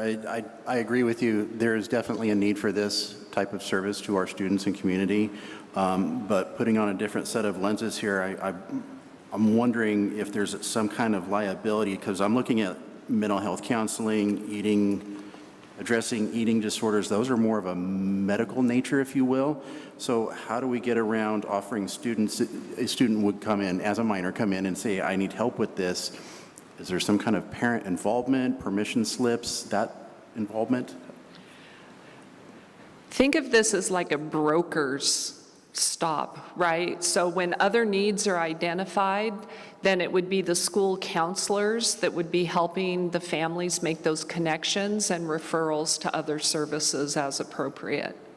So we wouldn't go into the realm where we don't have the expertise, but with all of our partners there, then we have a well-rounded, robust referral service to make those connections across the county and even by county. Do you have a marketing budget to, this program sounds amazing, by the way, but, and you've done a fantastic job at least talking to the students, and you're getting that quantitative data, which is amazing. We can do some correlation between that and students and parents. Do you have a marketing plan or budget in place to help promote the program even further, especially to the parents? We do have a great budget, because we thought we had 2 years and we found out we only have 1 year, and we're almost halfway through the year. So absolutely, the project team has a great budget to do anything really that they need to do, because we have the center fully furnished now, and the different agencies are having staffing allotted to the project. So yes, there is a budget. Bobby, is this open to only students or families also? It will be open to families. They will have to go through the process that aligns with all parents visiting the school campus. But yes, and whether we will have some open hours after school hours, that will be determined by the project team that does include all 3 site administrators too. So we're very aware that we need to make sure that safety is a priority. And so if we needed to meet with parents outside of the center in the school office, just depending on the situation. Thank you. Want to speak to that at all? Any more questions from the board? If not, do I hear a motion? Motion approved. Motion approved by Frank Crawford. Is there a second? Second by Doug Criddle. All those in favor, say aye. Aye. Opposed? Passes 7-0. Thank you very much. Thank you very much. Now we're at 19.1. Approve the lease agreement with Benjamin Case, however you say, Case Cap? Yeah, and Knights, Grapeville Nursery Incorporated. Jennifer? Hi, yes, good evening. The purpose of this agenda item is to approve the lease agreement with Benjamin Case Camp and Knight's Grapevine Nursery. He's interested in leasing our land that's about 75 acres over on Plumas Arboga Road, and he's here this evening to speak to this item if you have any questions. Thank you. So she mentioned my name is Benjamin Kasekamp. I'm originally from German, so I'm a little square-headed. But my father and I, we run Knight's Grapevine Nursery. We're out of Olivehurst, and we graft the grapevines for the wine market. I'm looking for expanding that, and I need a little bit more land in order to grow my nursery stock as well as my supply, which is my budwood and rootstock. And that is the intended purpose of the parcel, is to continue to help me to expand my production of what I'm doing in the nursery world. How many acres would you be starting with? I know there's 75 acres out there. What do you think the progression is going to be? So that's a good question. It's going to take me a couple years to get the whole thing developed, but initially I'm going to start off with about 20 to 30 acres for my nursery, and then about 20, 30 acres also for my what I call increase blocks, and then the rest will probably a couple years later will be filled out as I continue to expand and make material available to plant there. Any other questions from the board? That is not my plan at this time, no. It's just for land. Pardon? No, that's just an important question I had asked. Yep, yeah. Changed my mind to build instructions. Yep, no, there's no structure, it's just for the land part. One of the, I just said, I heard you said not at this time. So is that something you're considering changing your mind on? Well, sometimes opportunities or needs present themselves down the road. So at the moment, there's no need for that. But I hate to put myself in a box. And I think the contract would probably allow me to come back and make, suggestions or requests through the approval. I don't think the contract gives me a blanket that I can do whatever I want, but I think there is opportunity possibly down the road if I needed something that I could present it and I would go through the approval process.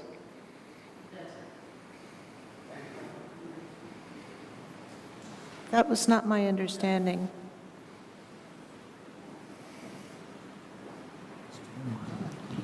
Did it die? Oh, okay.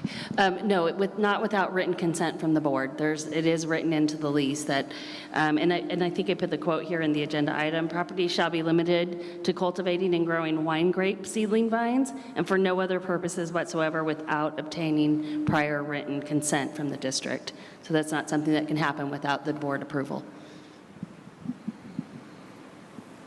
Any other questions from the board? What's the water source on there right now? So there is an older well that we've tested and gone through, and I need to put a pump on and the infrastructure to make that work. But it has been tested and it is a viable well on the property. And then you fumigate as you rotate? There will be some fumigation necessary that are all done within CDFA and the ag department rules and regulations that I have to follow as a nursery person. Methyl bromide? No methyl bromide. It'll be mostly Telon and Trical products that'll be applied.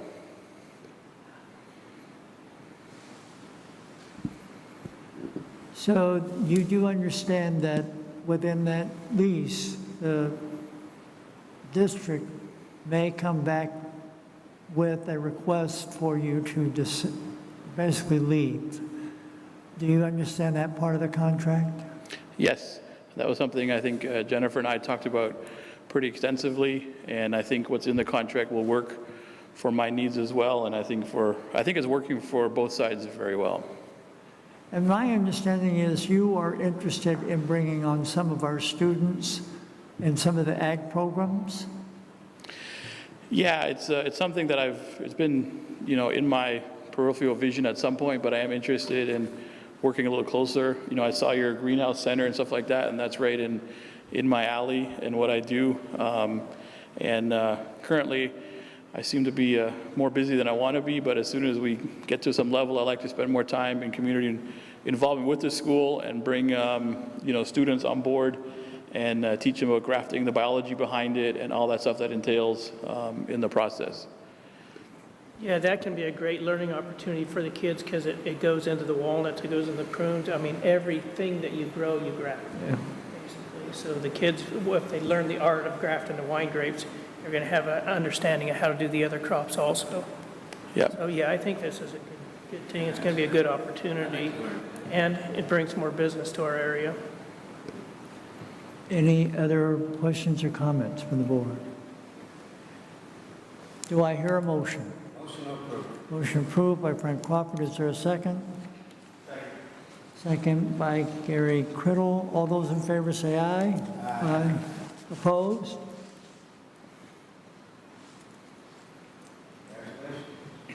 Thank you very much. Much appreciated. Thank you very much. Now we're at 19.2. Approve the proposal with Mathewson and Associates in Corp. for the district office theater. Hi, yes, staff is asking the board to approve this proposal with Matheson and Associates for a seismic structural engineering review of the Marysville Auditorium. Are there any questions for Jennifer? If not, do I hear a motion? Motion approved. Motion approved by Frank Crawford. Is there a second? Second by Jeff Boom. If I can get it out of my mouth. All those in favor say aye. Aye. Opposed? Passes 7-0. Last item, 20.1, approve the job description and position of Director of Wellness. Dr. Asrani? First, I want to make a statement that I thought I had updated the dollar amount of $210,000 includes benefits, salary, and all expenses with stirs and burrs. This is not the salary of this position. In fact, Rob Greger is just coming into the position like we've done with all other positions this year. They maintain their current salary. This position, as you heard, is a very needed position. We have so many needs, and now you saw the wellness center. The CDE and the state is giving us so much money to be able to make right for students that have really come out of the pandemic, and also in this community before the pandemic with some very essential needs. And so right now, the work of our psychologists, our program providers, mental health providers, now we have the county coming to the table with partnerships. It requires somebody from the district to coordinate it and make sure it reaches the students quickly. And so that's why this position is needed. It's completely grant funded and there's no impact on the general funds. Are there any questions for Dr. Asrani? If not, do I hear a motion? Motion approved. Motion approved by Frank Crawford. Is there a second? Oh, sorry, dear. I missed it. I keep looking down and then you're waving at me. Please, Angela Stiegel. Green shirt, everything. Yeah, well, we have to postpone the motion. Please speak, Ms. Stiegel. So I have a quick favor to ask also, that when we get done with this, I know public comment is right afterwards, can I reserve like 45 seconds of my time to make a really amazing student announcement after this, when we get to public comment? Pretty please. I'll save time, I swear. Perfect. So I'm going to go with that was a yes, because that's what I do in my class.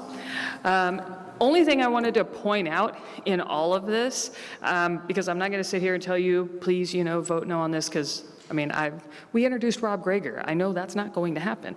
But what I would like to point out is that if you take the $210,000 that will be the budgeted amount for this director position, you have two comprehensive high schools that have been asking for additional campus security personnel and actual campus security personnel, the type that, they actually create relationships with our students and this kind of thing. And so I would just like to point out that if you look at the posting for that and you include 22% mandated cost, which I'm assuming is about in the ballpark, that you could actually hire over 4 campus security people for Lyndhurst High School and Marysville High School.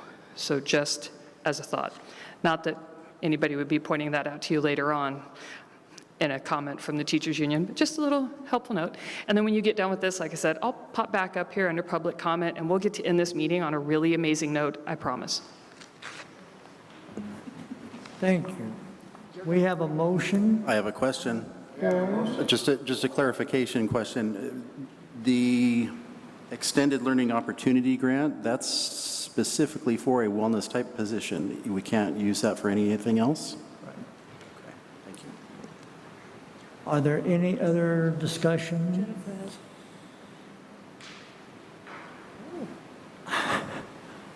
Do I hear a second to the motion? I had the motion on the floor for about 10 minutes. All right. Is it 10 minutes? Do I have a second? Second by Doug Criddle. All those in favor say aye. Aye. Any opposed? Passes 7-0.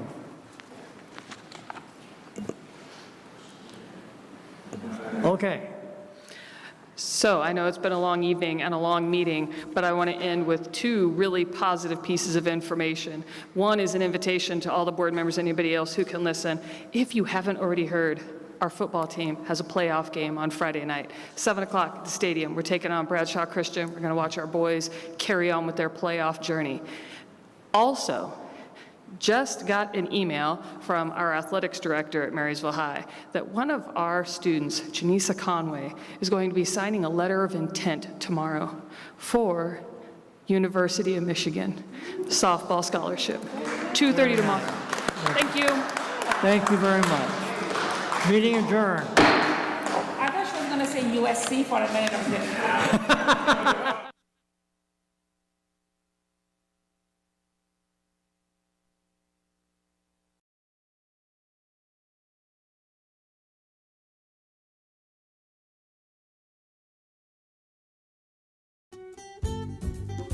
Yuba-Sutter.live's local government live streams are presented by Plumas Lake Self-Storage in Plumas Lake, where lifelong local residents are helping other residents keep things safe, providing indoor storage units, outdoor RV and vehicle parking,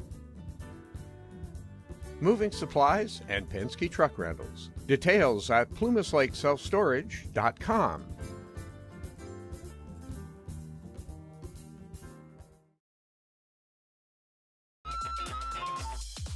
Skip's Marysville Music Cafe, with lessons in person and personalized. Instruments including guitars and amps, horns, strings for instruments, and a myriad of music and sound equipment. Skip's Marysville Music Cafe.